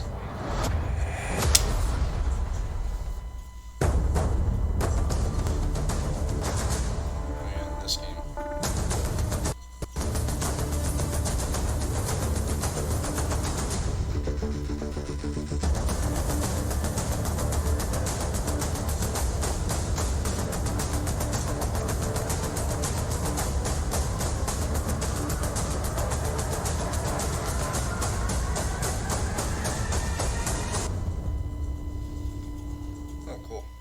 Welcome to Necromunda. I can see you're new here. Let me get you up to speed. The Underhive's named well. A sprawl of humanity suffering away like ants. Deep underground where we ain't causing trouble but are rich boys and girls, no matter how loud we are. And do we ever make some noise? Every Orlok says they could shoot the tail off a lashworm and they'd splash your head from 20 paces for saying they couldn't. I don't want to say immortal, but when their armor, blood, skin, and will are of iron, it's a potent combo. Why would someone like you want to know about an all-female gang of psychopaths, drug dealers, killers, cloners, and... Oh, makes sense. And Escher will cut you up just for the fun of it. Goliaths are big. That's it. Anything smaller than them doesn't deserve to live. And they're just as happy filling you with lead as they are smashing you to pieces with a power maul. Now, mixing that whole pot together in a place like this, you can imagine what happens. Chaos, gang warfare, for wealth, for power, hell, sometimes just for fun. So, think you're ready? Necromunda Under High Wars comes to PlayStation 4, Xbox One and PC on September 8th. O futuro dos jogos, além de realidades virtuais extremamente fidedignas e realistas, eu acho que também se encontra em formas mais expressivas e absurdas, quebrando cada vez mais esses paradigmas de formato de videogame que a gente tem e sendo usado mais do que nunca como uma ferramenta de expressão artística. I envision the future of gaming to be quite bright and quite online. The next generation of console will clearly allow AAA and indie developers to build more creative-driven games that I hope will cover more diverse subjects. I want to play all kinds of stories about people and places, both real and imagined. I want comedy games, I want autobiographical games. I really want to see what people can do with the medium. Pro futuro dos games, eu vejo uma evolução obviamente gráfica, mas eu vejo ainda mais evolução na inteligência artificial e na maneira com a qual a gente interage com os games, tudo em busca de experiências mais imersivas. Back. Yep. Man, that looks cool. You know, one of the things I love about opening night is that we can show you the biggest games in the industry and also smaller titles that should be on your radar. So pay attention to this next game. It comes from a team of 2 in Sweden, Tuxedo Labs. Over the past 3 years, developer Dennis Gustafsson has built his own game engine to realize his vision for a fully destructible game world. What he's building has absolutely blown me away, so I asked Dennis to prepare a special trailer just for tonight. I hope you're equally inspired by the ideas in this next game. Definitely one to watch. Teardown. Oh yeah, I heard about that game recently. Or not recently, like a while back. Got that voxel look. Nice.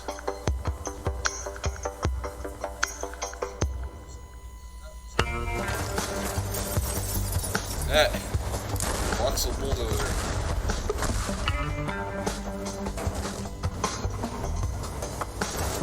Just ramped up voxel.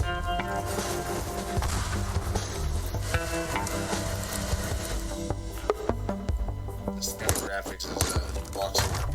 Looks really cool. From what I saw and even now.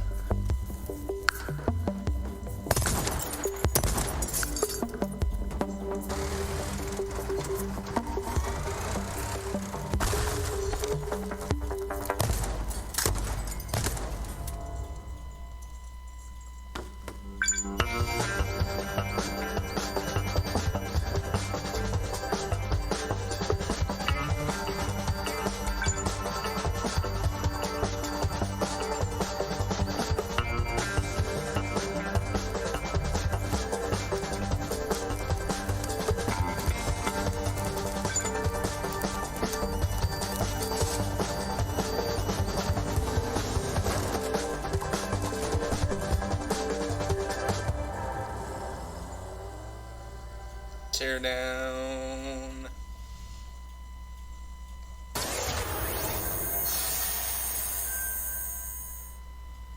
Last year at Opening Night Live, we announced Little Nightmares 2 to the world. Yeah, well, that the is an team AR at Tarsier filter thing. Studios hasn't shown anything since, but that changes right now.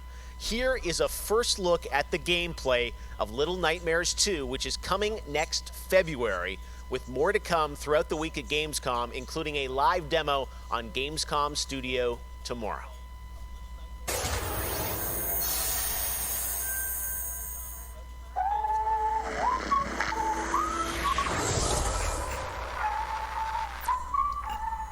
Nice. All right, thank you.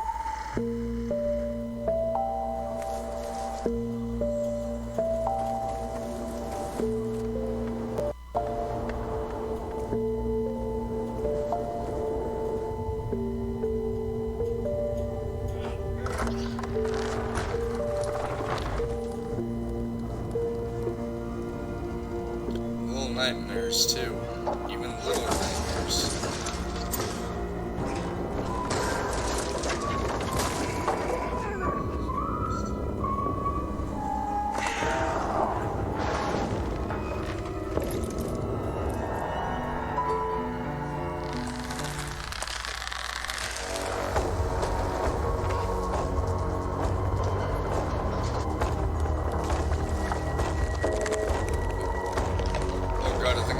those things in a movie I saw as a kid. Fucking terrifying.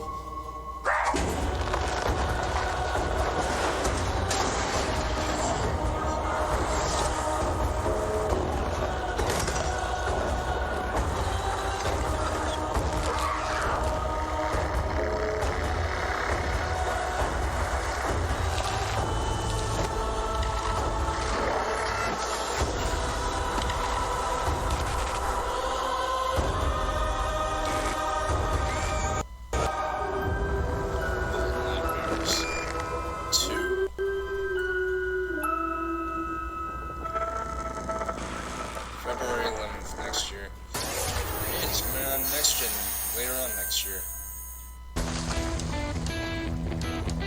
I'm WWE Hall of Famer Jerry the King Lawler, and I'm reuniting with my old buddy Mauro Ranallo to bring you all the over-the-top action in WWE 2K Battlegrounds. Mamma mia! WWE Battlegrounds looks boring. It's so boring, it's making this buffer.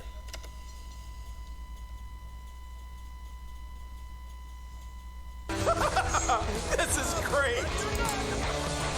This arcade-style video game is over-the-top outrageous, with over 70 WWE superstars and legends brawling it out like never before!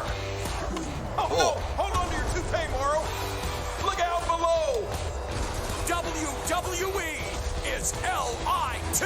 You know, I'm a little more old school than Mauro, so I can't wait to see these WWE legends teach these kids a thing or two. And you know what? Here's a closer look at the insane action. It's a great evening for WWE action.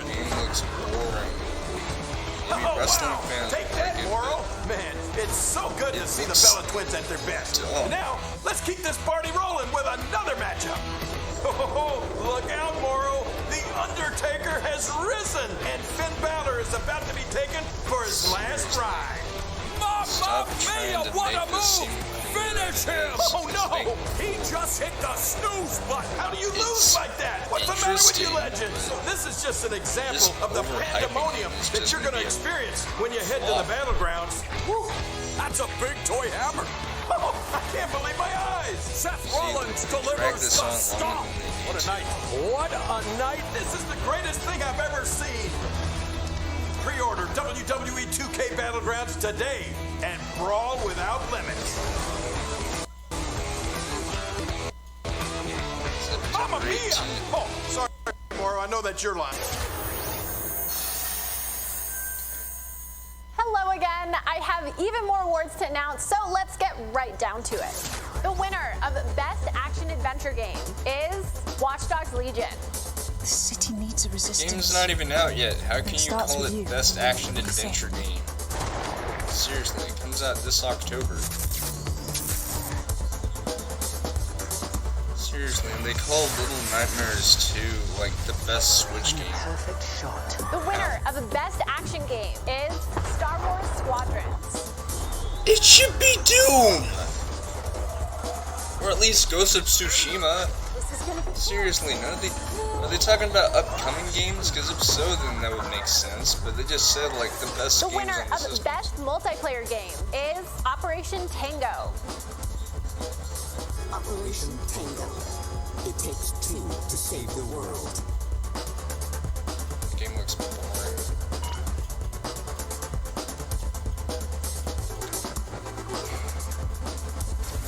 I used to be an explorer. The winner of Best Indie Game is Curious Expedition 2. I've never heard of that. Did not believe what I had witnessed. It was time for the world to learn my name. Congratulations to all the winners.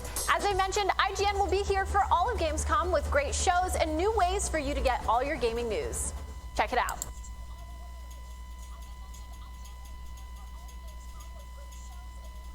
Show, our Gamescom Awesome Indie Show, the freshest deep cuts in indie gaming, and finally the Gamescom Best of Show, including the Gamescom Award. Gamescom 2020 is available on IGN and wherever you stream Gamescom now. And now it is time to talk about that best action game winner, Star Wars Squadrons. This is a new immersive space combat game from Motive Studios that delivers the ultimate Star Wars pilot fantasy. We've missed those. In Squadrons, you'll suit up and fly for both the New Republic and the Galactic Empire across intense 5v5 multiplayer battles, as well as an all-new, authentic single-player story set after the events of Star Wars Episode 6, Return of the Jedi. Today, we'll get a glimpse at what Squadron's story has to offer by taking a brief look at one of the single-player missions featuring some light narration by the Motive team. Let's check.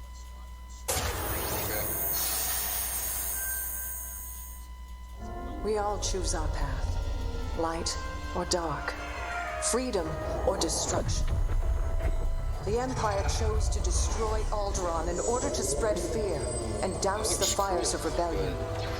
But the heroic pilots of the Rebel Alliance have chosen to keep fighting, to show the Empire that we are not afraid. It was their bravery that ended Palpatine's reign and brought about our new Republic. However, the Empire lives on, shattered though it may be. As I speak, Imperial forces are edging toward the Bormir sector, hoping to end our new Republic before we find our footing. As their empire collapses, they try to tighten their grip. But the galaxy is changing, and you can be a part of it. With the help of brave and daring pilots, this war can end. Make a choice. Fly with the New Republic. Change our galaxy for the better. Hi, I'm Suzanne Hunka, narrative producer on Star Wars Squadrons. Our single-player story is one of daring pilots and deep-seated rivalries. Take Titan Squadron. Hunt down this Starhawk and eliminate it. Gladly, Admiral Sloane. Over the course of the story, you'll fly as two pilots on opposite sides of the war. And, like all modes in Star Wars Squadrons, you'll have the option to experience every mission fully immersed in VR. Wedge Antilles, Rogue Squadron. I hear you're the reason I was able to finally get a comm through. Today, we're giving you a glimpse of an early Imperial mission behind enemy lines. One of our spies, Agent Thorne, has discovered vital intelligence on Project Starhawk. Your mission is to extract her from an orbital outpost above Hosnian Prime. Behind enemy lines, you'll have to eliminate perimeter defenses. The outpost is defenseless. When you've secured the area, you will escort the Gladius to the outpost, and our extraction team will acquire Agent Thorne. Once Thorne is secure, reach your Gozanti cruisers and return to the Overseer. Cover our escape and escort us to the jump point. We have Republic corvettes inbound. Move, Titan! Ladies, change course and keep Agent Thorne safe. Titan 3, take out those fighters. Understood. I'll handle it. You have my thanks, Titan Squadron. No time to celebrate. Move on.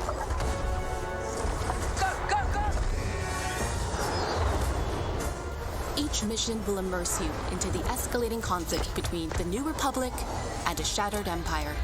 Debrief with your squad mates between missions. You're our new wingmate. Customize and master all 8 starfighters and join the galaxy's finest. I need you focused and ready to go. From bombing runs at the Nadiri dockyards to setting a trap in the Xavian abyss, the story of these rival squadrons will push the war to the brink and define the galaxy for years to come. I look forward to seeing you in combat October 2nd.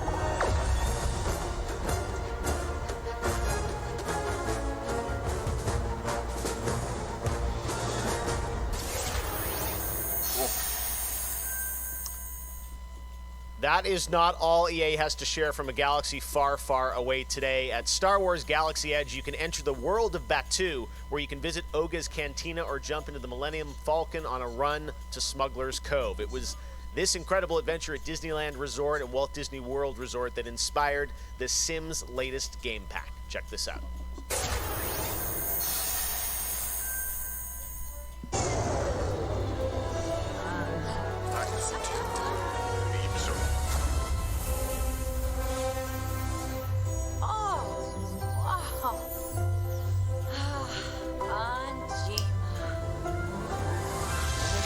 Make a new Sims game.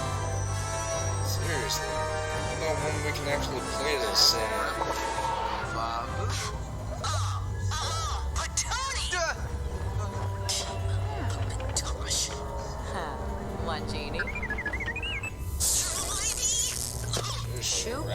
so dated.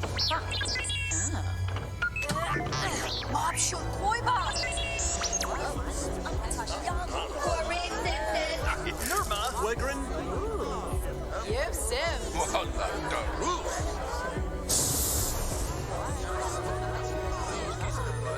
Looks like Eggman's jacket.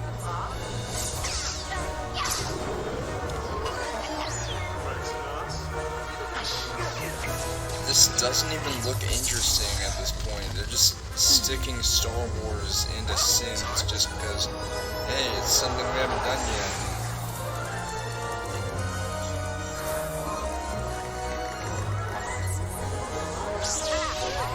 The decoration items look kind of cool, but did they really have to put Star Wars into Sims?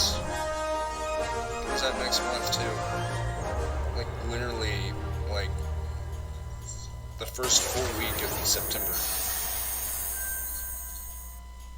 There is even more Star Wars to come later in the show. Lego Star Wars, the Skywalker Saga is up, and as we move into our second hour, we've got Fall Guys Season 2 still to come, the reveal of that, which I can't wait for you guys to see.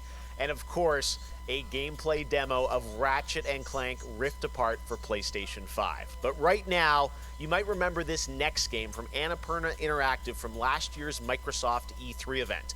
And today, I'm excited to share a new announcement from the team. This interactive thriller about a man stuck in a time loop is one of this year's most intriguing indie titles, and now they've added an absolutely all-star cast to the game.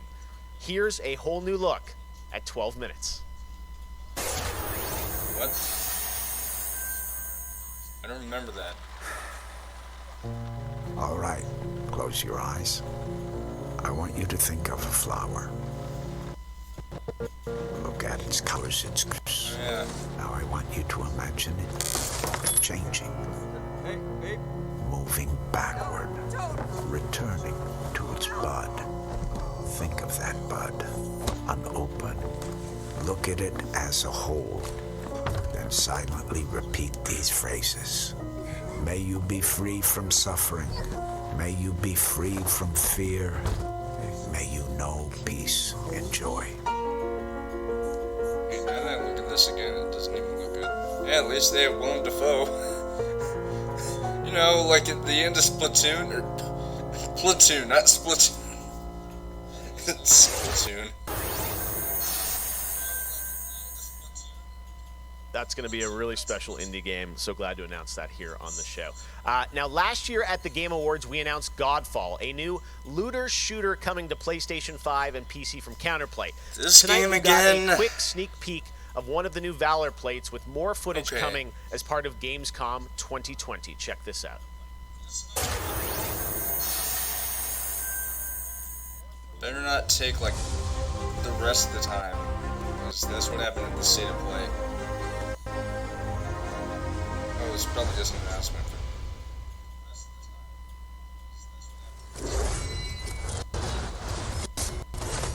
A moth? Also, what is up with the audio? Seriously, it's a freaking moth. Looks like one of the Luminol from Metroid Prime 3, or 2, not 3. We have much more ONL to come. Exclusive looks at Lego Star Wars, The Skywalker Saga, Fall Guys Season 2. Wait until you see what the Mediatonic guys are up to, and so much more. But first, I'm sure you saw that earlier this week, Heart of Deimos, Warframe's newest expansion, was released on PC, Xbox, and PS4. And today, it's also on Switch, all platforms. Here's a look at the Heart of Deimos. Expand, explore, tear the veil asunder, subvert new territory to our sovereign will.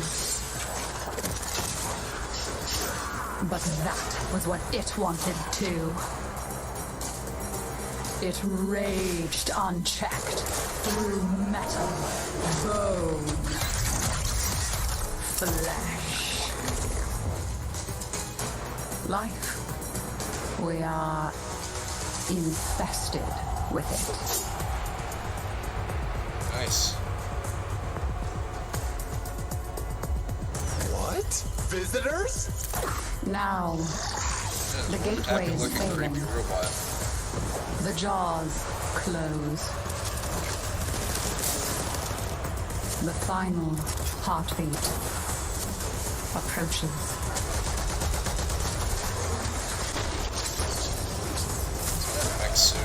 Have we tried turning it off and on again? But before we fall, we shall scream. There is one who will hear the heart of Deimos. That was freaky.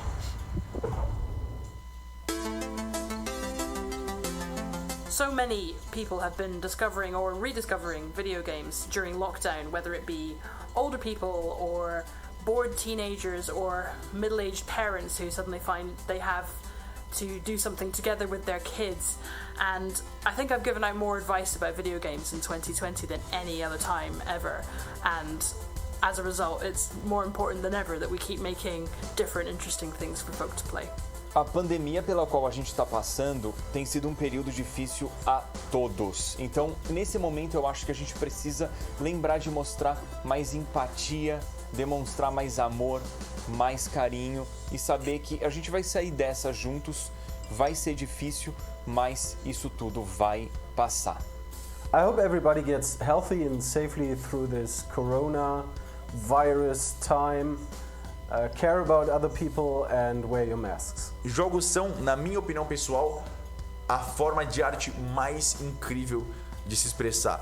Eles englobam tudo: música, arte, escrita, e você tem a chance de controlar e vivenciar essas experiências você mesmo.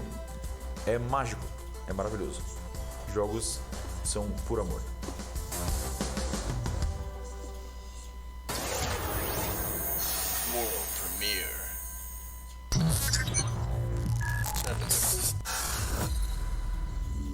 Studios, Brazil.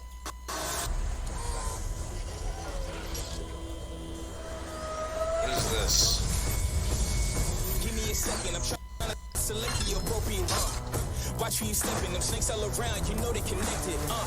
When I was a kid, my grandmama told me I can't go to heaven, so I stopped praying and asking for blessings and started preparing for my Armageddon. Got nothing to lose, I'm all in. Walking the edge, don't fall in. Enough of the lies, don't apologize. I don't understand, are you foreign? This is the place, this is the site. Grab all your people and log in. And I'm waiting, don't care how long it's gonna take. Watching and waiting for that first mistake. Don't come up missing. Just checking the list. What is this? I'm always aware of your current position. I just hold on to Does the perfect that condition. robot have chewing gum?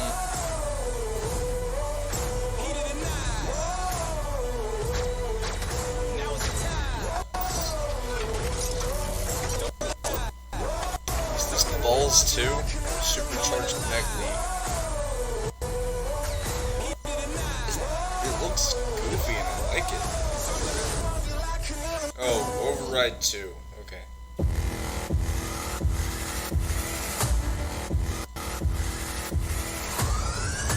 Probably next gen. It has to be, looks like it.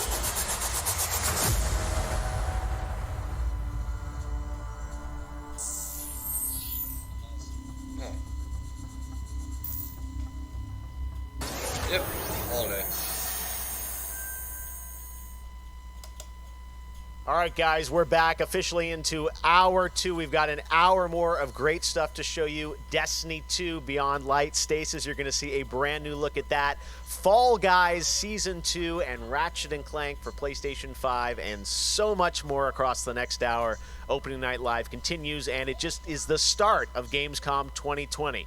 But right now, on September 25th, Mafia Definitive Edition launches, a comprehensive, built-from-the-ground-up remake of the original Mafia. Tonight, we've got the exclusive debut of the next trailer, called A Life of Reward Too Big to Ignore, which deals with Tommy's induction into the Salieri crime family. Check this out.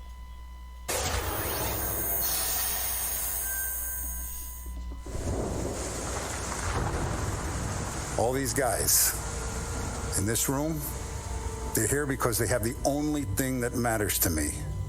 The only thing that should matter to any of us. You know what that is, Tommy? They're loyal. That's right.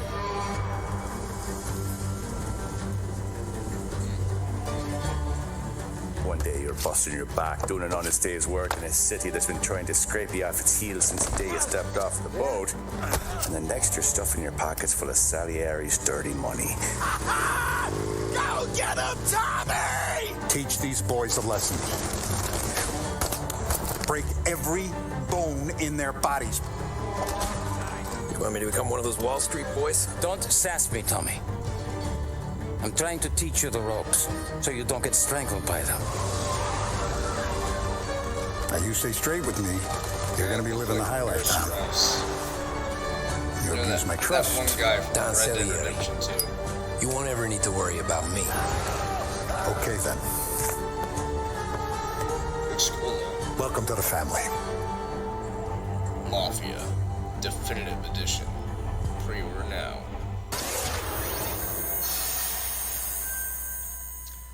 Next, we're going to introduce you to a turn-based multiplayer strategy FPS from a team in Montreal, Canada. Lemnis Gate is coming in early 2021 and has a unique mechanic built around a 25-second time loop.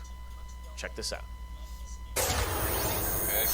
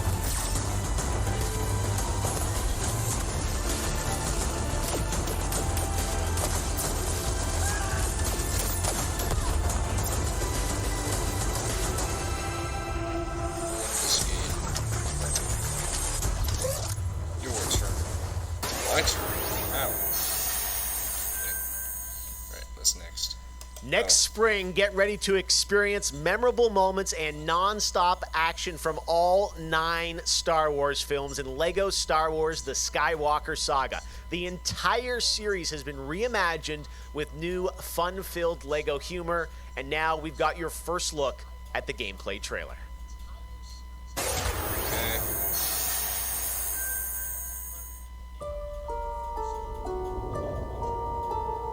I want to learn the ways of the Force and become a Jedi like my father. That's different. The Force is unusually strong with him. That much is clear. Dude, I remember in like the old Star Wars LEGO games, they didn't even talk. They just made like sounds like. Skywalker has become.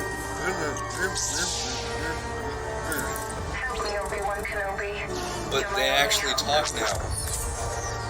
That actually looks cool. That boy is I don't even play LEGO games that much anymore. But whenever I was little, not now. I'm from the Resistance. Your sister Leia sent me. We need your help.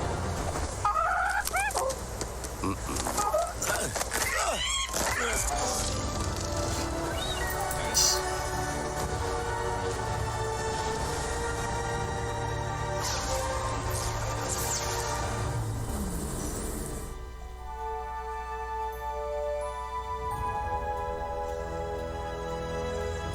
The Force will be with you always. Well, they just showed spoilers for the most recent Star Wars movie. It came out like last year.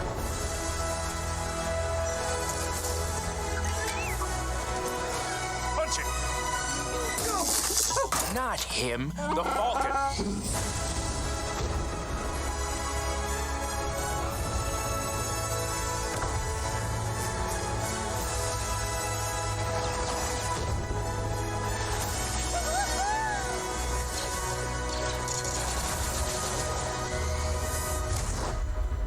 I am a Jedi, like my father before me. So be it, Jedi.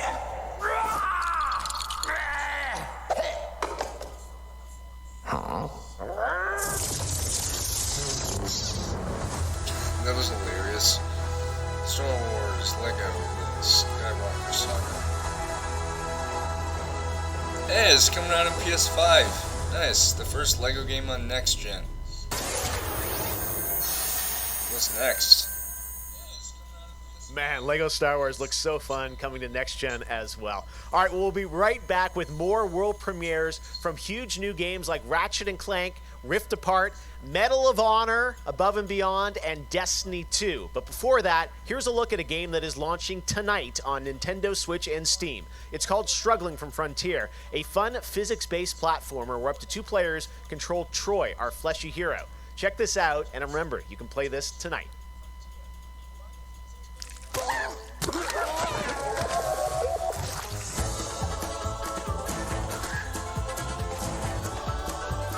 That looks disgusting. Like, not even like a...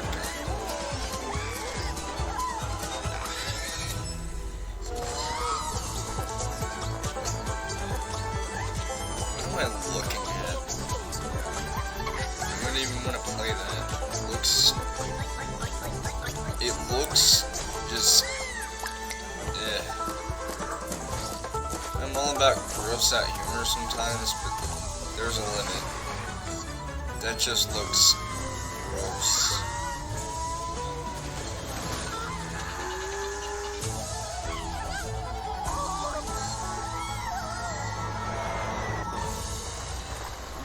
Whoa.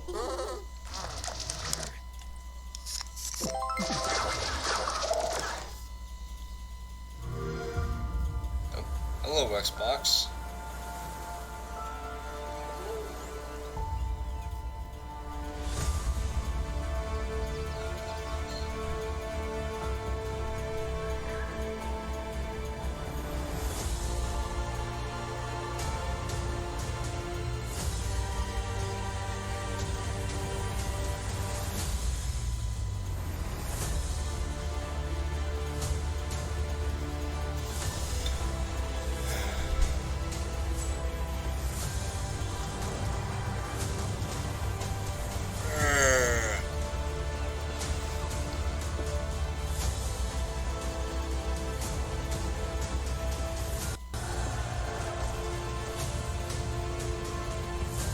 The sweets.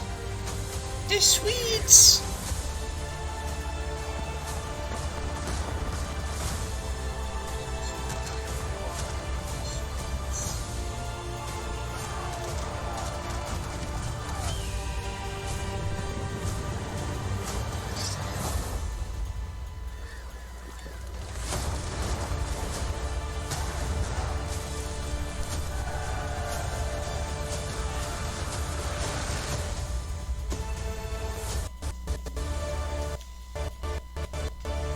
Age of Empires 3. Cool.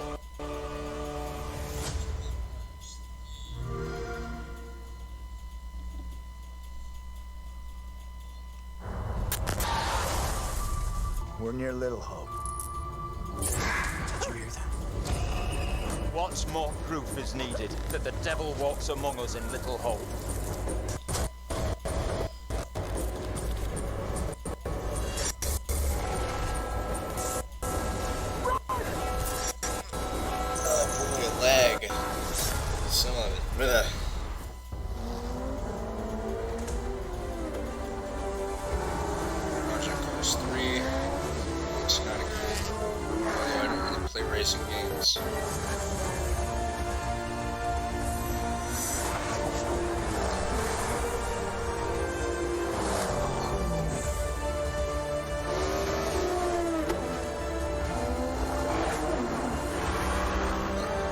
Cars I just saw, that Indy car was like the I gotta say, the game that I've given the most hours to, that I love going back to, is Assassin's Creed Odyssey.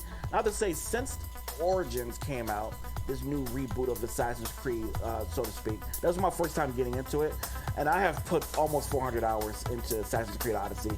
At the moment, I enjoy to play Fall Guys with my friends. It's very funny, easy to learn, but hard to master. I have a few games that I binge play, games that I return to every year.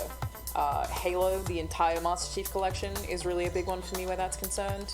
but I also still just casually binge Animal Crossing, and I've been doing that basically all year. I haven't put down Animal Crossing since I downloaded it. I find the daily repetitive rhythm so soothing and predictable. Although much like my house, my island is still a complete tip. Up next, we have the award for Best Microsoft Xbox Game. And the winner is Tell Me Why. Congratulations to Don't Nod Entertainment. Well, after a big day of Gamescom events and announcements, you'll be happy to know that IGN is going to help you digest all that info with Gamescom Daily Show, where you can get all the daily highlights and a late night show experience from gamers for gamers. Back to you, Jeff. Thank you very much, Sid. And by the way, congratulations to Don't Nod for Tell Me Why, a really important game that is out now that you can play on Xbox and Game Pass. And as we know, there's a lot going on in the world, and that goes beyond the pandemic.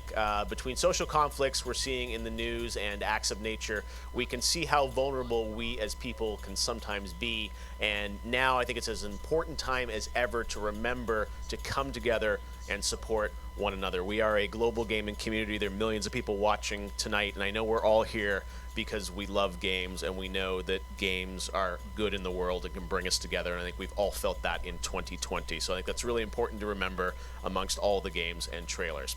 All right, well, one way as a community we can come together to do some good is the Gamescom Forest. Gamescom has launched a reforestation project by planting a Gamescom forest together with the community. Gamers worldwide can go to gamescom.global and donate to plant more trees. So let's plant a forest together.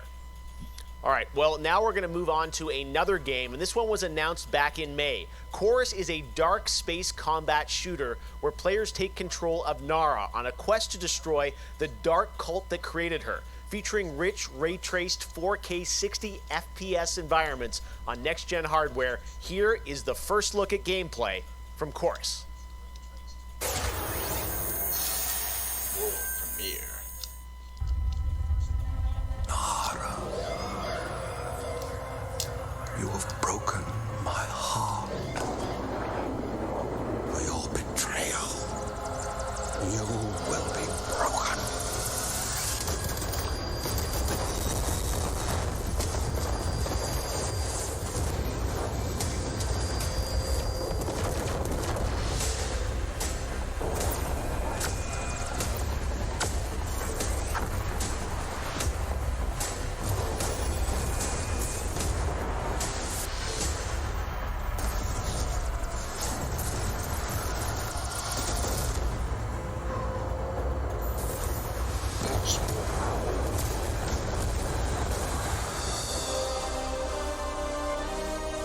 Chorus. Although that's clearly a V, but whatever. It's Chorus.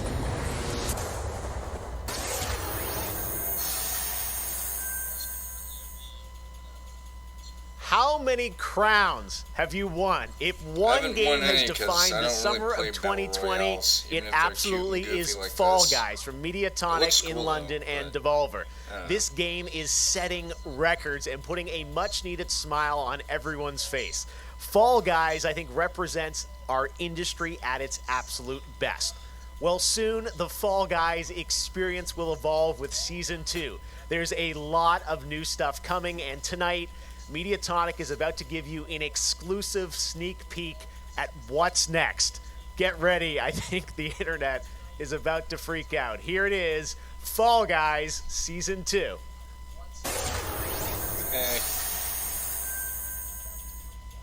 Hey, I'm Joe. I'm the lead game designer on Fall Guys Ultimate Knockout, and I just want to reach out and say thank you to everyone who's been playing and enjoying the game so far. As a team, we've been looking at all the fan arts, the memes, and the montages that people have been posting online, and the response to the game has really blown us away. Today, we just wanted to give everyone their first sneak peek at the rounds and the costumes that they can be enjoying as part of Fall Guys Season 2.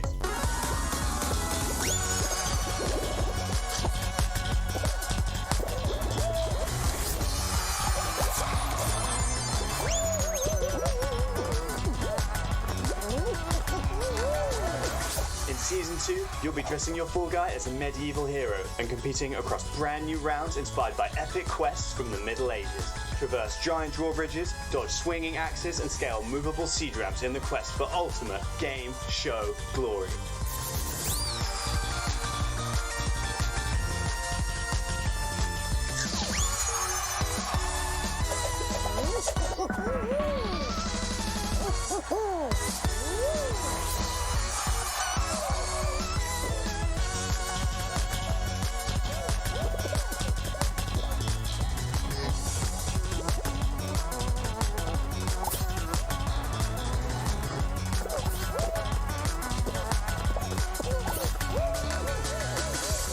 enjoyed the sneak peek of Fall Guys Season 2. We're still adding the finishing touches to development, but if you want to stay up to date, then at Fall Guys Game on Twitter is where you want to be.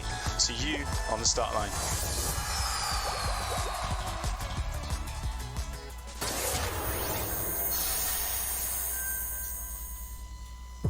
My father has Colorado in the palm of his hand, and he's afraid to close his fist. I am not.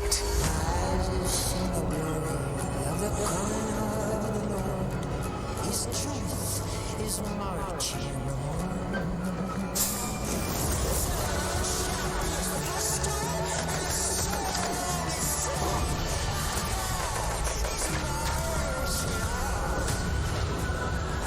Liberty's got more brains and cunning than both her brothers put together. She's the only one who could actually run Colorado. She's already tried once. Vic's a depraved child, and Val's a brain without a spine. The years my father wasted grooming them for glory when I was right there.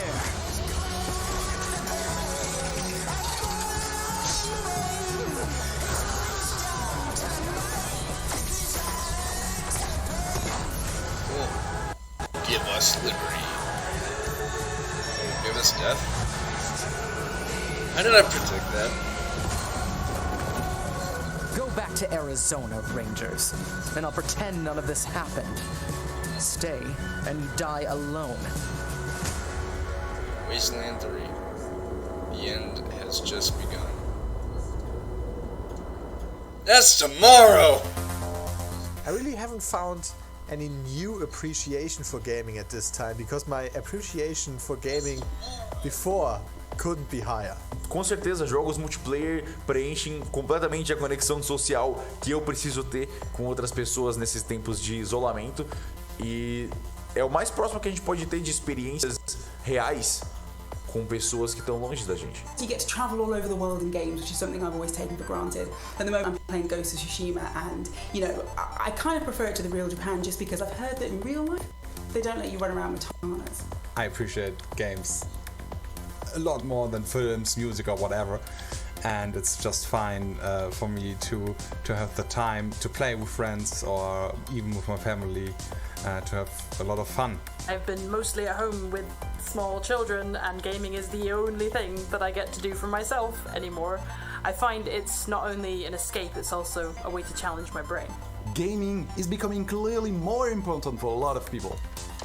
You know, play is a natural instinct, and from Animal Crossing to The Last of Us Part 2 or Ori, yes, it's definitely an incredible time now to be a gamer, yes.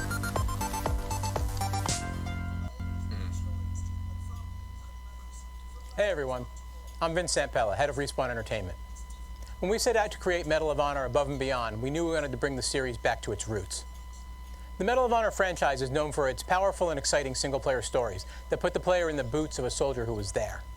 It's a series that is grounded in history, which tells emotionally authentic stories. Peter Hirschman, who directed the original Medal of Honor in 1999, is back at the helm of this project. You'll hear more from him in just a bit. Peter and I actually worked together on Medal of Honor Allied Assault in 2002, and I'm really happy he's joined us at Respawn to craft a completely new experience in VR.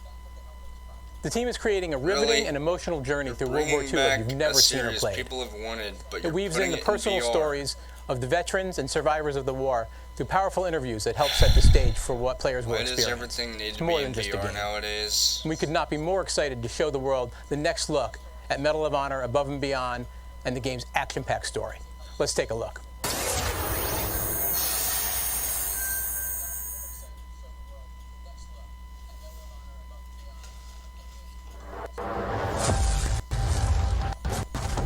Seriously. I know this is the first time some of you will see combat. I know you're scared. I mean, this looks cool, but why did it be clear have with to be all in of you? VR? I'm scared too.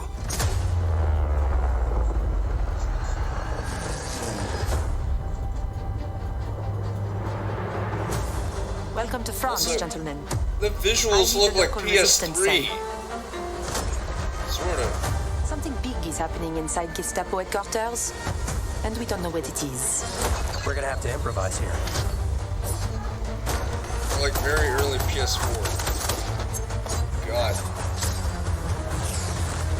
Respawn, I Members of appreciate the what Resistance you're are doing. perhaps the bravest You could have people just made a fighting in this mainline, war.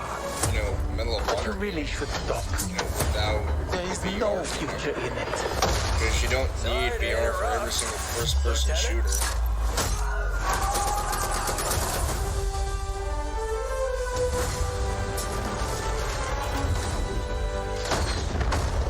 Be a wild ride, but we'll get you there.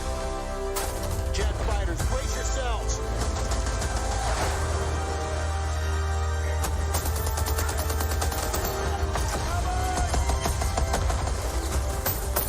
Like I said, boom.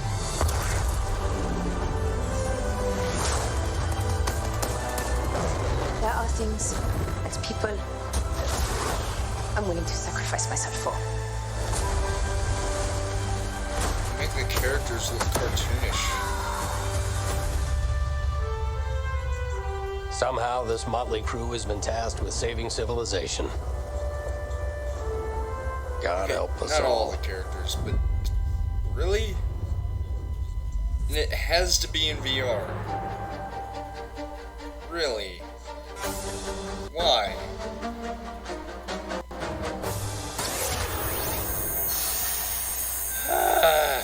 Thank you so much, Vince. That looks incredible. And now we're here with Respawn Entertainment's Peter Hirschman, game director on Medal of Honor Above and Beyond, to talk more about their new VR experience.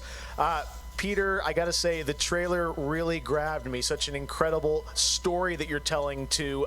Tell us a bit about this single-player experience. What can we expect? Well, Jeff, thank you for having us on the show. I'm representing a whole team back at Respawn that's been working really hard on this, and it's so exciting to premiere the trailer with you.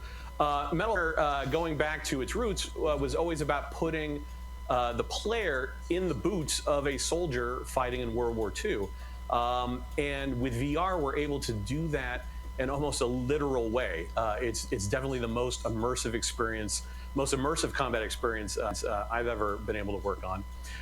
And the story follows you as a player being recruited into the Office of Strategic Services, commonly known as the OSS.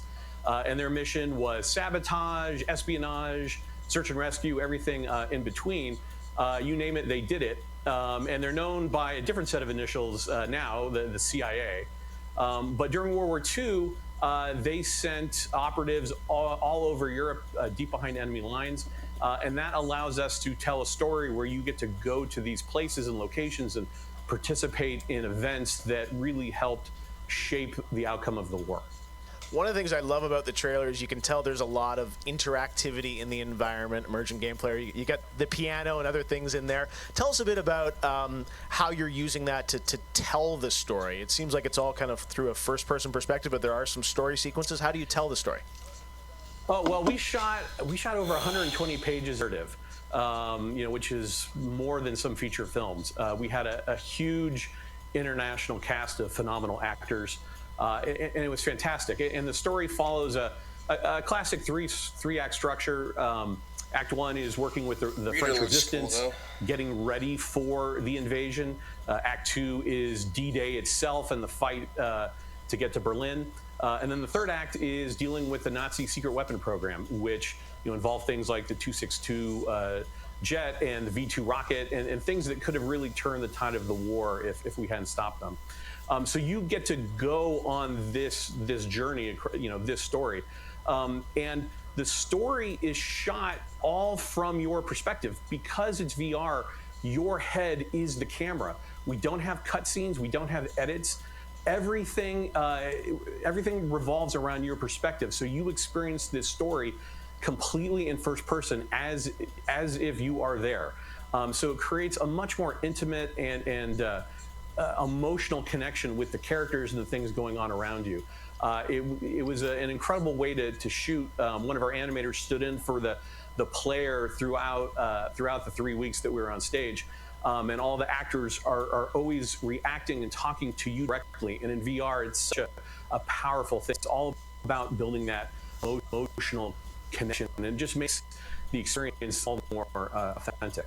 Well, you and Vince, I know this series is really close to your heart, and I'm like, wow, there's so much there to experience. It looks really rich and detailed, obviously authentic as well.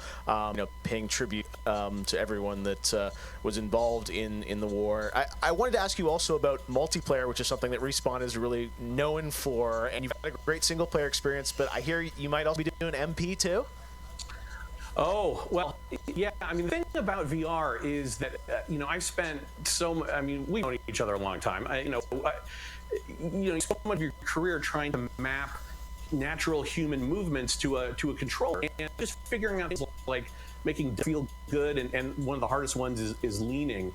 And in VR, you know how you duck? You just duck. And how you lean in VR, you just lean. And so the ability to lean around a corner, just kind of peek around the corner and see where the bad guy is just, it heightens the tension so much. It makes it feel all the more real. And when you put that into a multiplayer experience, it just raises it to a whole nother level. So we are shipping, in addition to the campaign, we are shipping a full suite of VR modes, including a few that you can only do in VR. And we're really excited about people playing those, after it comes out. Wow, well, definitely a full-blown VR experience. I gotta say, I'm really excited to put the headset on and try this, and it's coming out later this year, right? Coming out holiday, so yeah, fasten your seatbelts.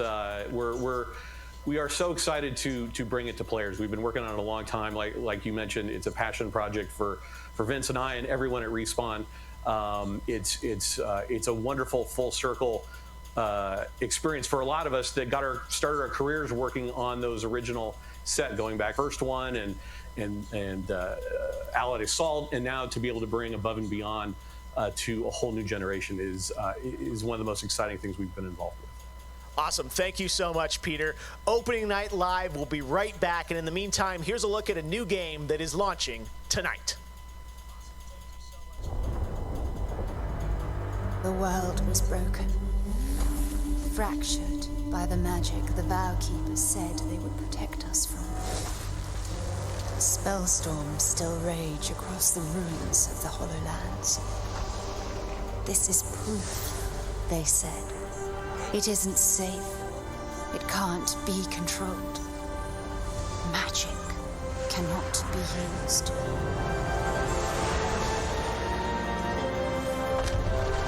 What is this?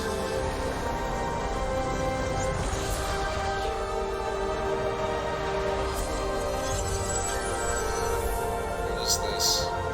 But I am a battle mage.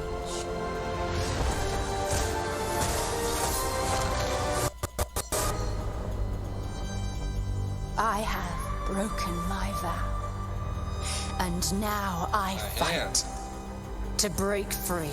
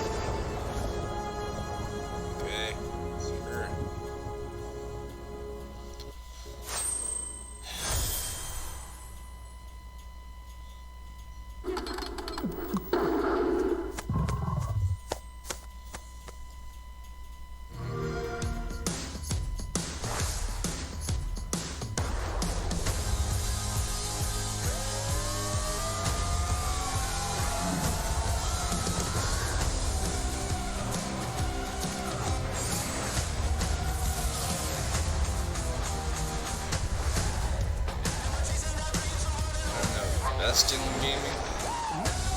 Maybe there would be other fields.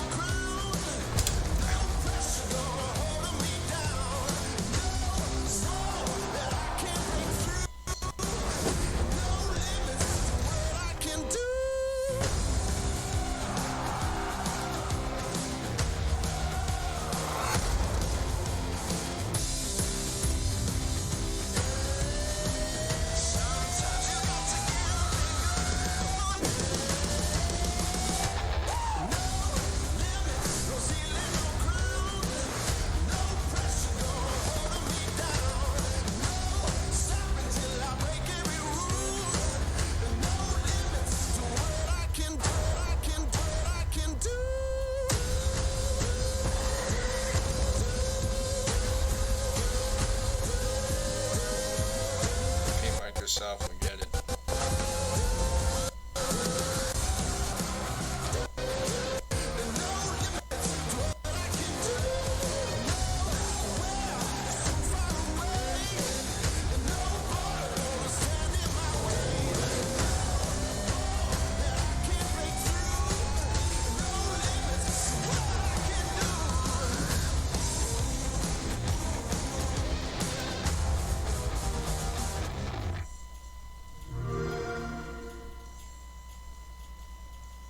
So many great games in Xbox Game Pass, and many of tonight's games are in it as well. Every year at Gamescom, we like to highlight some incredible games made in Germany. And tonight, we have a special announcement about one of the most legendary German games of all time, created by Factor 5. Yes! Turrican! It's time! Oh my gosh! 最初タリカンの音楽を聴いた時に曲が素晴らしいだけじゃなくてアミガのサウンドそのものも素晴らしいと思いました。日本じゃ本当に聞いたことがなかった。 Factor 5, the second I heard that. Factor 5 was so Oh far my ahead god, of the they're even curve, showing and up each the of their SNES games games. pushed game technology as far as possible. I'd say they're one of the greatest indie developers of all time. サウンドはすごいわ、グラフィックは綺麗だわ、ゲームプレイも滑らかで満足いくものだわ、本当にすごかった。今回タリカンのコレクションが出るってことをとても嬉しく思っているし、これはまた Oh, come on.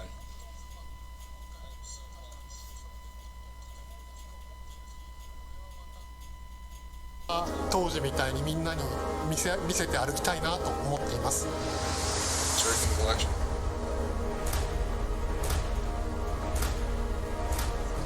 Not even a new Turrican. But, hey. This was the first game that allowed me to completely fulfill my musical vision. It defined my career and the fans have been there ever since. To this day, it's one of my proudest works. It's time. Turrican! Oh man. Legendary, yes. In June, Bungie revealed a new era of Destiny 2 that starts on November 10th with Beyond Light. For the first time ever, Guardians will add a new elemental power to their arsenal, the Dark Power of Stasis. With Stasis, players will take on the powers of darkness to control and dominate the battle. Here's an all-new look at Stasis from Destiny 2, Beyond Light. Too bad they couldn't even add the, Wait, no, that's not even part of the Turrican franchise. I was about to say, I'm surprised they didn't say, hey, we're going to be putting in rendering. The floodgates are open. If it would have released outside of Japan, it would have been called Targa. As you step away from the hey, line, that's alright. Besides, it's super freaking difficult. we need only look I should know, I've actually played it on an emulator. Focus your power. Let it grow. Our fight is far from over. So I got like 17 minutes left. I think after this, they're going to be showing off Ratchet and Clank. The big one. Unless there's another surprise, but I don't know. All I know is Turrican's awesome, dude. Like I saw the announcement yesterday about Turrican 30. Because, like, it's a celebration of the series turning 30 years old. Let them come. So to see them having an actual collection, that is awesome. And hey, so is Destiny 2.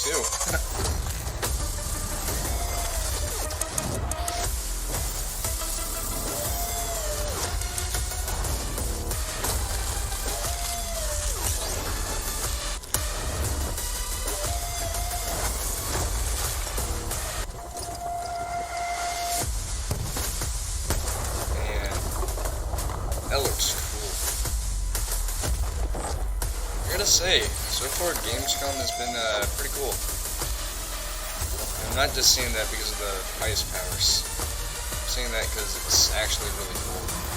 Some of the announcements, like a few of them were a little but other than that, it's been really good.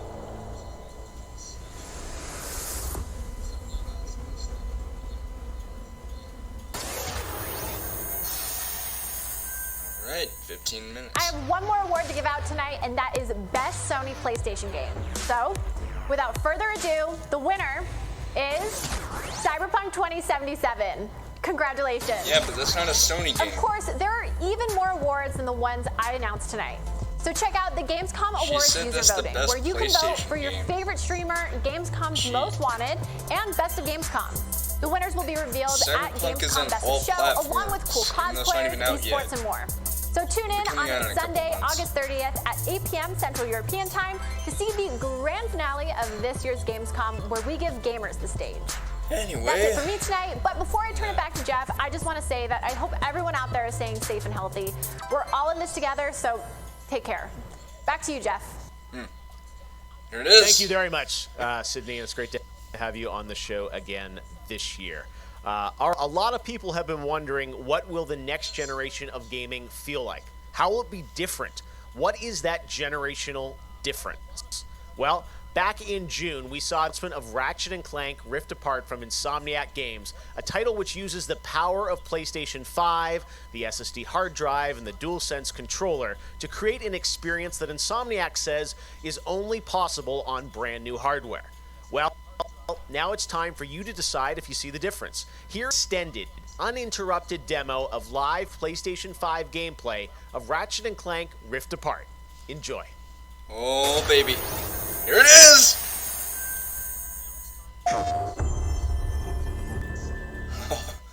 Oh, Ratchet & Clank. Here it is. Maybe we'll finally see the name of that female Lombax.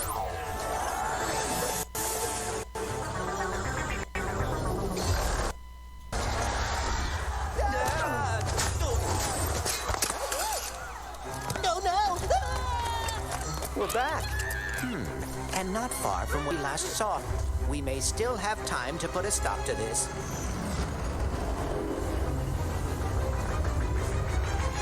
Hey, I think I found the Lombax! Oh dear.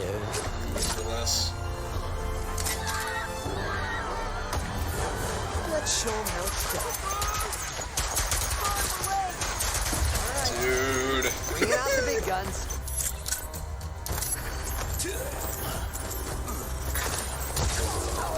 Oh! Oh my gosh.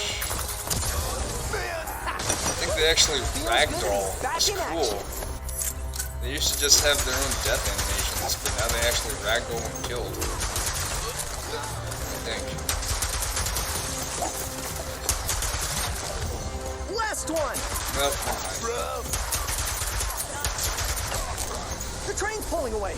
Let's go!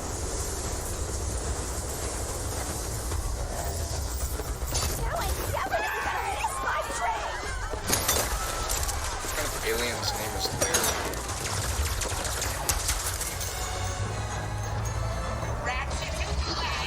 Nefarious. Everywhere for you. Put down the Dimensionator, Nefarious. Put down the Dimensionator. That's the Dimensionator? Right. Finally be free of the both of you. Soon. Oh wait, that's a megaphone. Will be mine. Oh wait. Say goodbye.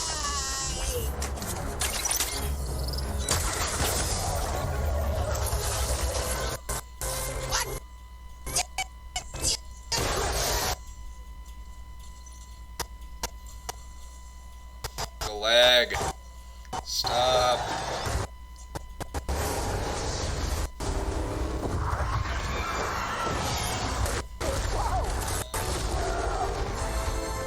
This device seems to utilize reality shot. There has to be another way across. The rifts appeared to your device. Trying it at one of them.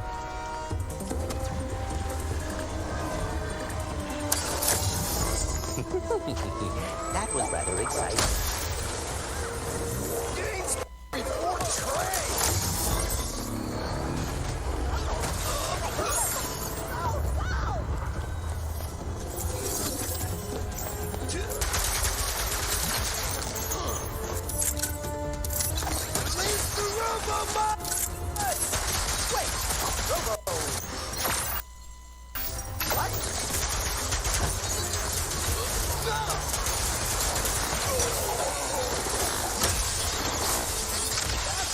This looks cool.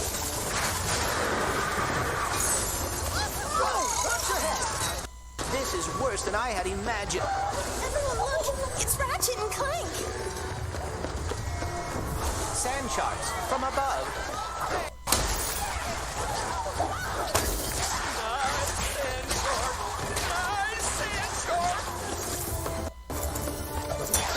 My heroes!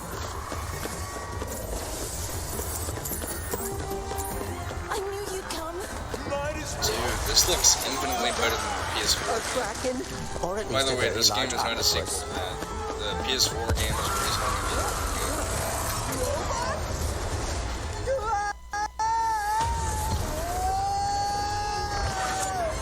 I will never get used to that. Hey, at least we're on the same planet this time. Nefarious is on the other side of that building. Let's get moving before he does anything else to break reality.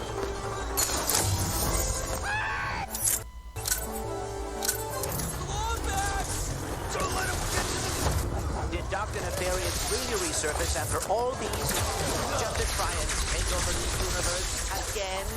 Yeah, I kind of wish he was doing a worse job. He must have more planned than he is telling us. That's what I'm afraid of.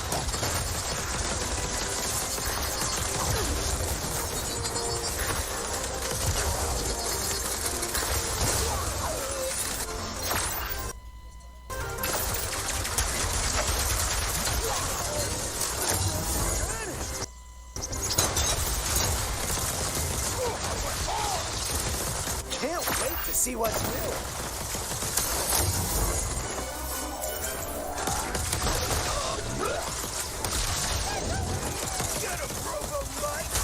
More butts?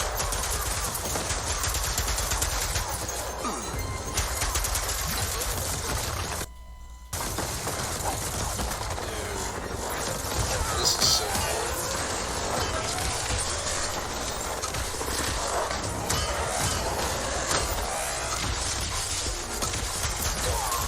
That's all of them. We have to get the Dimensionator away from Nefarious. Oh no, not right now. Whoa! The dimensions are weakening considerably.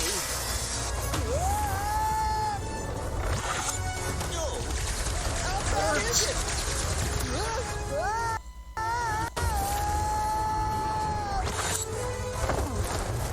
Well, it is certainly not good.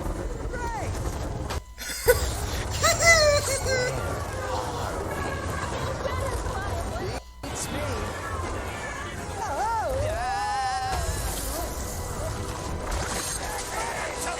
Oh my god. This is so cool.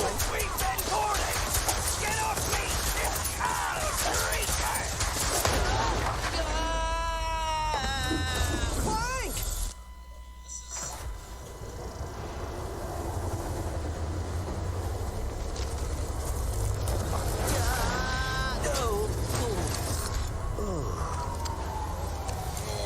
Ratchet, we are too late. Ratchet? Who?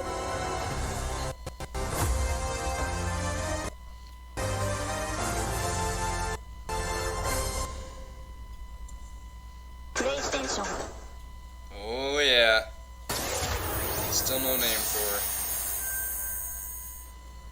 There you have it, Ratchet & Clank, Rift Apart, and now I am joined by Marcus Smith and Mike Daly from Insomniac Games.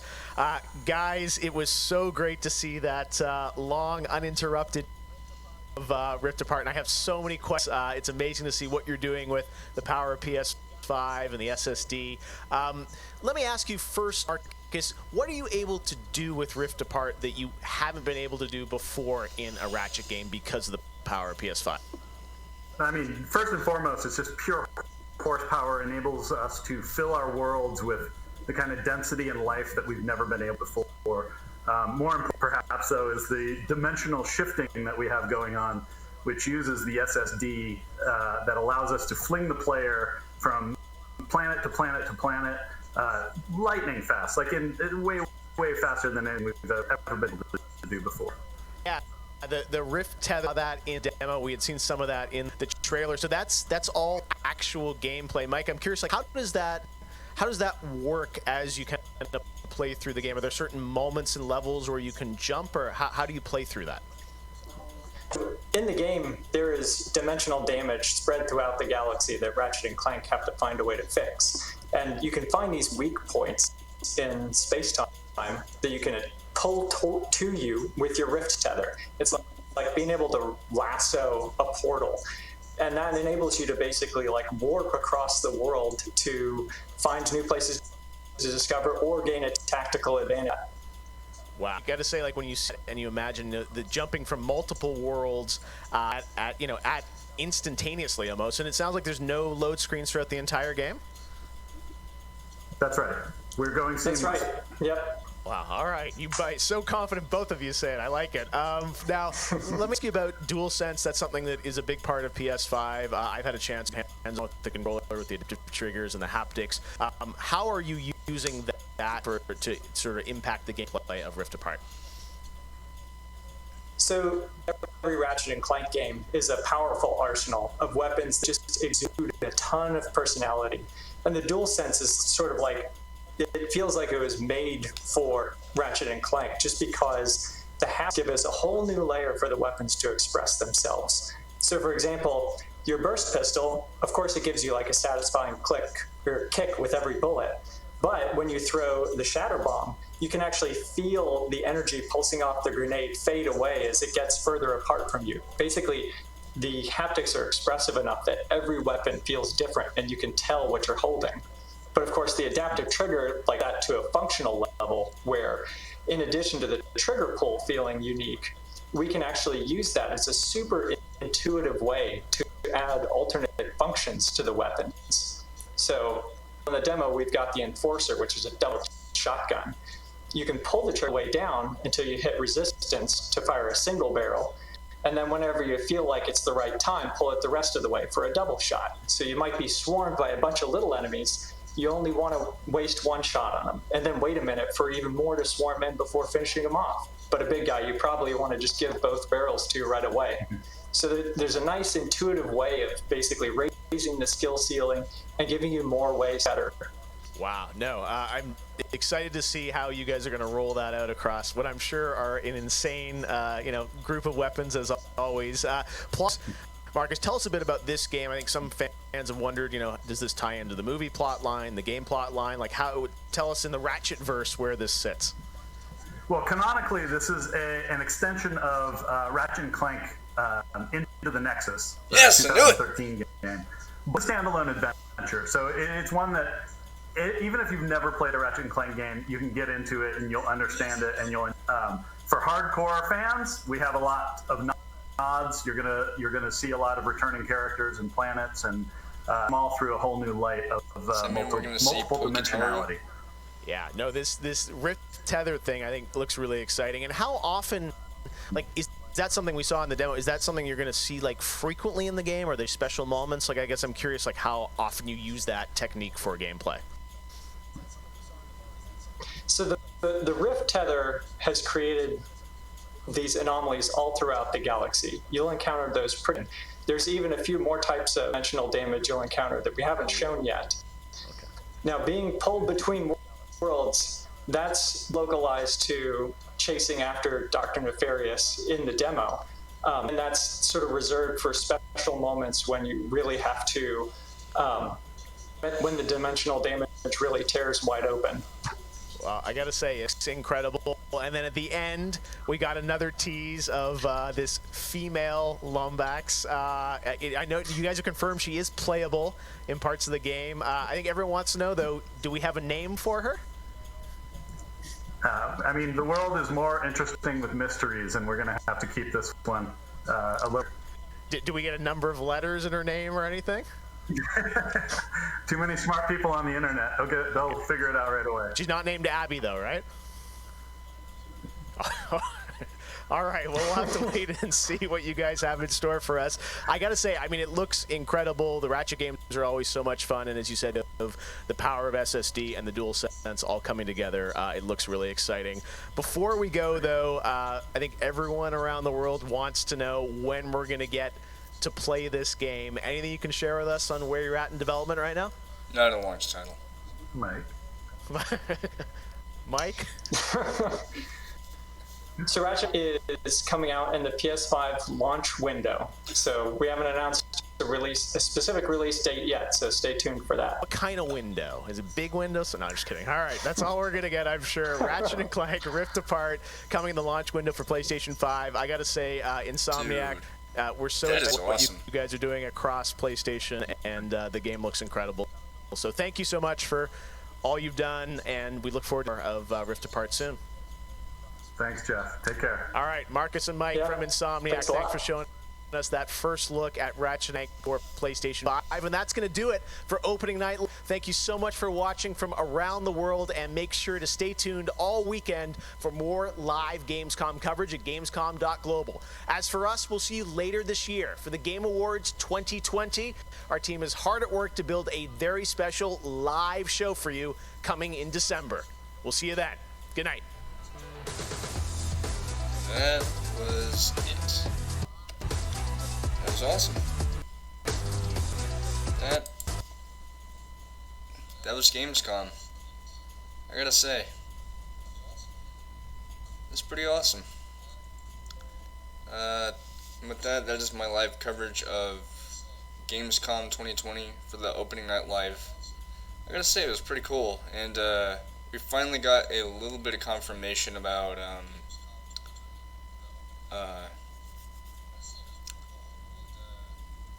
the new Ratchet & Clank game, which is pretty cool.